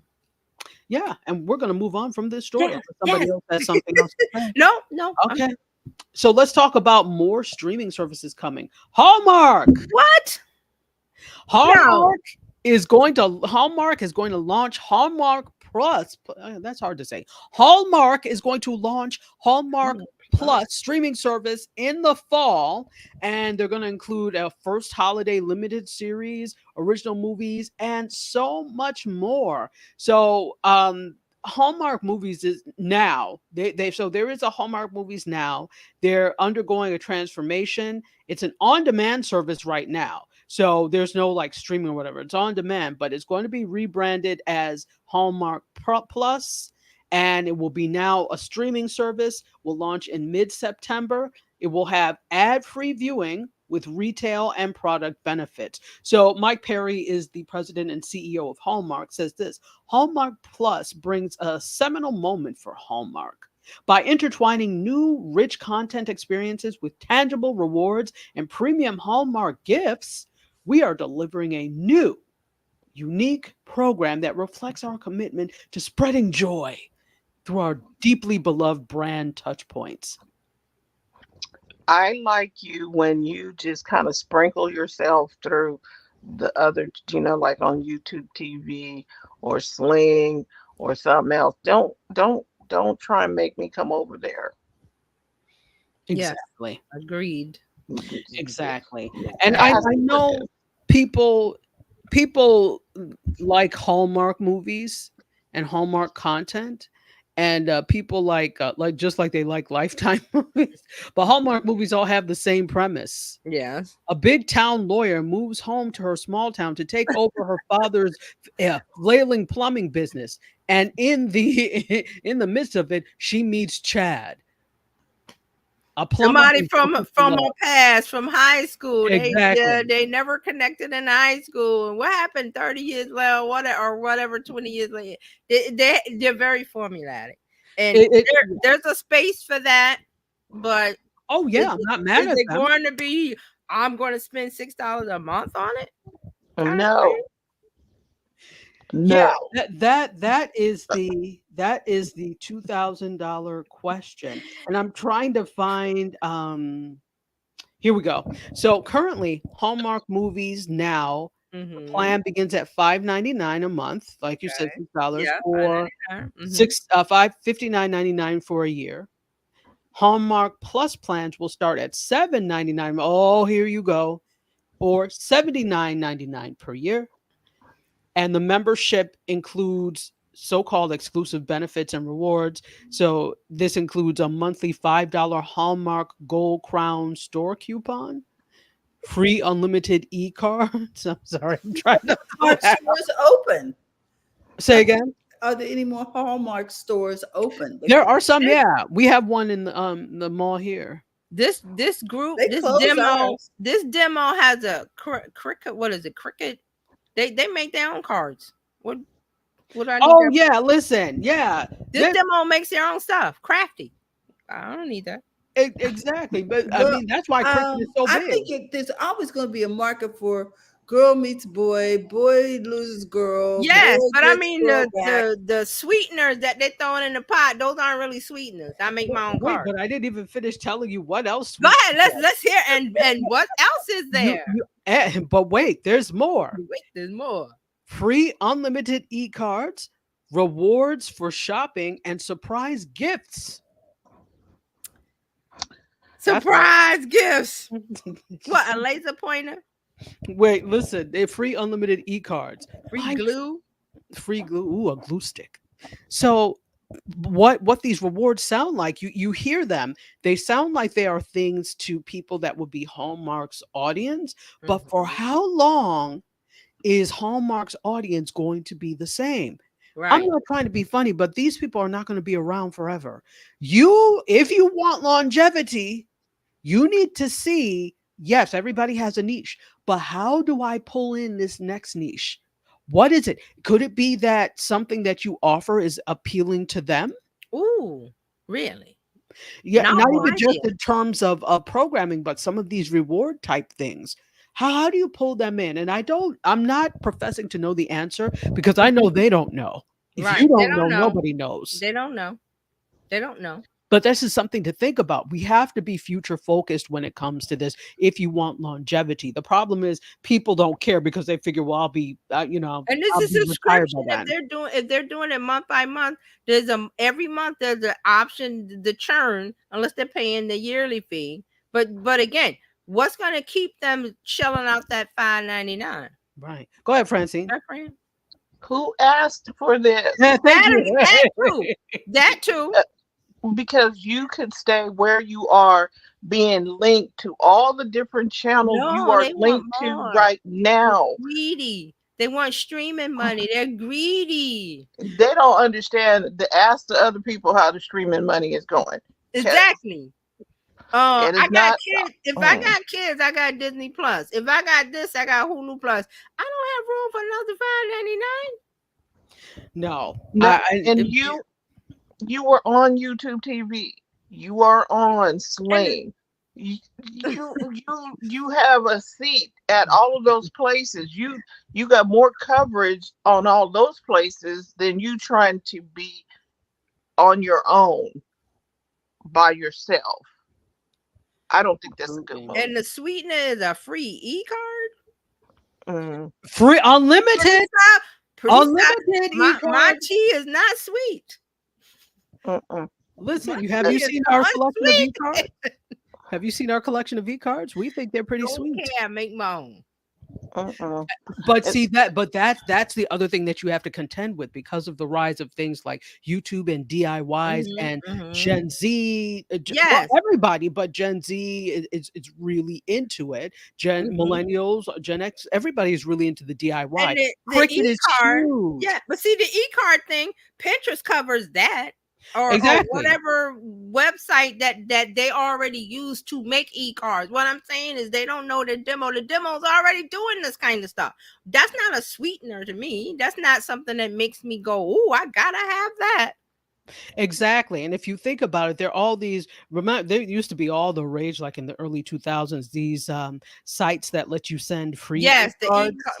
Yeah, I mean, you could really, I don't need it from Hallmark, but what they're leaning on is the fact that they are a trusted name in all of this, and they think that their legacy will make people want to do the well. Legacy has proven to be rubbish because you see Paramount. I'll talk about this for a moment. Yes. We know that Paramount now got sold. So as well, that's in process now. So part of the Sherry Redstone looked really happy too. But part of the whole thing with BET, I think we didn't talk about this because we weren't here last week, but BET is up for sale again. I think you all know that. You did not know? I didn't know that. No, up for sale again. BET is Okay. up for sale again. Now, if you remember last year in October, November, Mm-hmm. Byron Allen had offered Yes. 3.5 million billion, sorry, 3.5 billion for it. Billion. Yes. To which they said, no, that's really not going to do much for our balance sheet to sell it. So we're going to hold on to BET. So now it is up for sale again. The two biggest ones are the that are, looking at it. Mm-hmm. Scott Mills, who is the current CEO of BET, Mm-hmm. and Chin Chu, who is the head of the CC Capital Holdings, CC Capital Group. So those are the two top contenders to buy it. It may, to me, it looks like it may go the way of Scott Mills. Mm-hmm. We'll see. So so let's keep in mind that Byron Allen offered 3.5 billion for it. It is up for sale now for between 1.6 and 1.7 billion. So okay, I'm just looking at Well, the if I'm obvious here. buying Allen, I'm gonna lean back in the cut and get me something for cut rate. Well, but see, they may not sell to him. That's the point. Right, but see, it doesn't matter to him. Like he offered, like I talked. What was it, 3.5 billion. 3.5 billion? They said no, so he can lay back. And if this deal doesn't fall through, BT needs to sell. They need Now, to sell. yeah, but So okay, I'm just saying that it looks like they don't want to sell to him. right, but Well, when you need to maybe sell, the new owners will want sell to your sell. house, when you need to, Fred, when you need to sell your house and things aren't selling, what do you do? Yeah, okay, but So I'm is just there a saying clause in there that says that if they buy it, they can't sell it to Brian? no, but I'm No. not talking about that. BET is not wanting. I don't know why they wouldn't take the 3 point something billion. Right. Anybody And but that's what you. I'm saying. That's Byron's advantage. Instead of paying 3.5, I might pay a bill. Well, BET is a mess anyway, and Yeah, it's in it's a mess. Okay, shambles. And well, again, he Uh, may not want it now. There's I don't know why he wanted it in the first place. I exactly. keep hearing these musings of people say, "Oh, well, it's BET. It should be black owned." Yeah, it was black owned. It's It not was in the now. beginning. It was in the beginning. I also am very opposed to people thinking that because we are black, we need to hold on to things forever. Other Sometimes it people needs to don't let do it that. go. Maybe BT needs to be sunset. and that's what I'm thinking too. Who watches it? I don't. Maybe, but see, here's the Ratchet thing. people. What I'm saying, Byron Allen is in the best position because instead of me buying a $3.5 billion house, I'm gonna get $1 billion house if I still want it.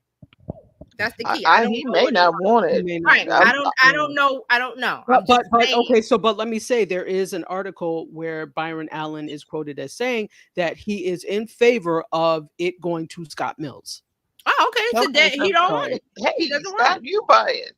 Yeah, He he's doesn't want okay with it. He's okay with it. I think Cool. that the overwhelming thing is like really this if it's going to be sold, it doesn't make sense to sell it to people that are going to be counterintuitive or counter the culture, if you can even say it has a culture. But I mean, I remember I used to sit in the audience at BET Studios because it was not far from Howard, and so I used to go to the shows and sit in the audience. That was at the time when there was Our Voices with Bev Smith. Ed Yes. Gordon had a Yes, Ed nightly Gordon. news show. And then they There had was the Teen Summit. Saturday show, Teen Summit. Yes. Mhm. So I will add to that the glory days of BET as it was then, those days are long gone. That's They are. nostalgia looking back. If it needs to die, it needs to die. I'm good with it.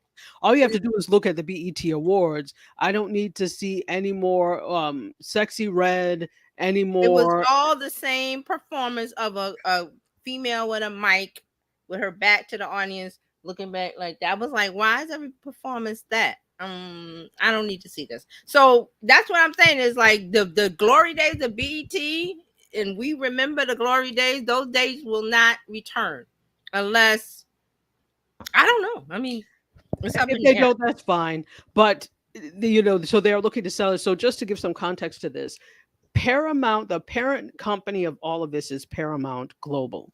Paramount Global owns obviously Paramount Studios, the streamer Paramount Plus. Mm-hmm. Um, all of these properties like VH1, BET, Comedy Central, that's Mm-hmm. all underneath them as well. They're all subsidiaries of Paramount Global. So now that Paramount Global, it's not so, but it's merging with Skydance, right? So now that merger, and Oh, what has happened is that merger, all of these things have come about because they need to raise some capital. Paramount Global needs to pay that. They said this will allow them, selling off BET and some of these other things will allow them to pay down debts.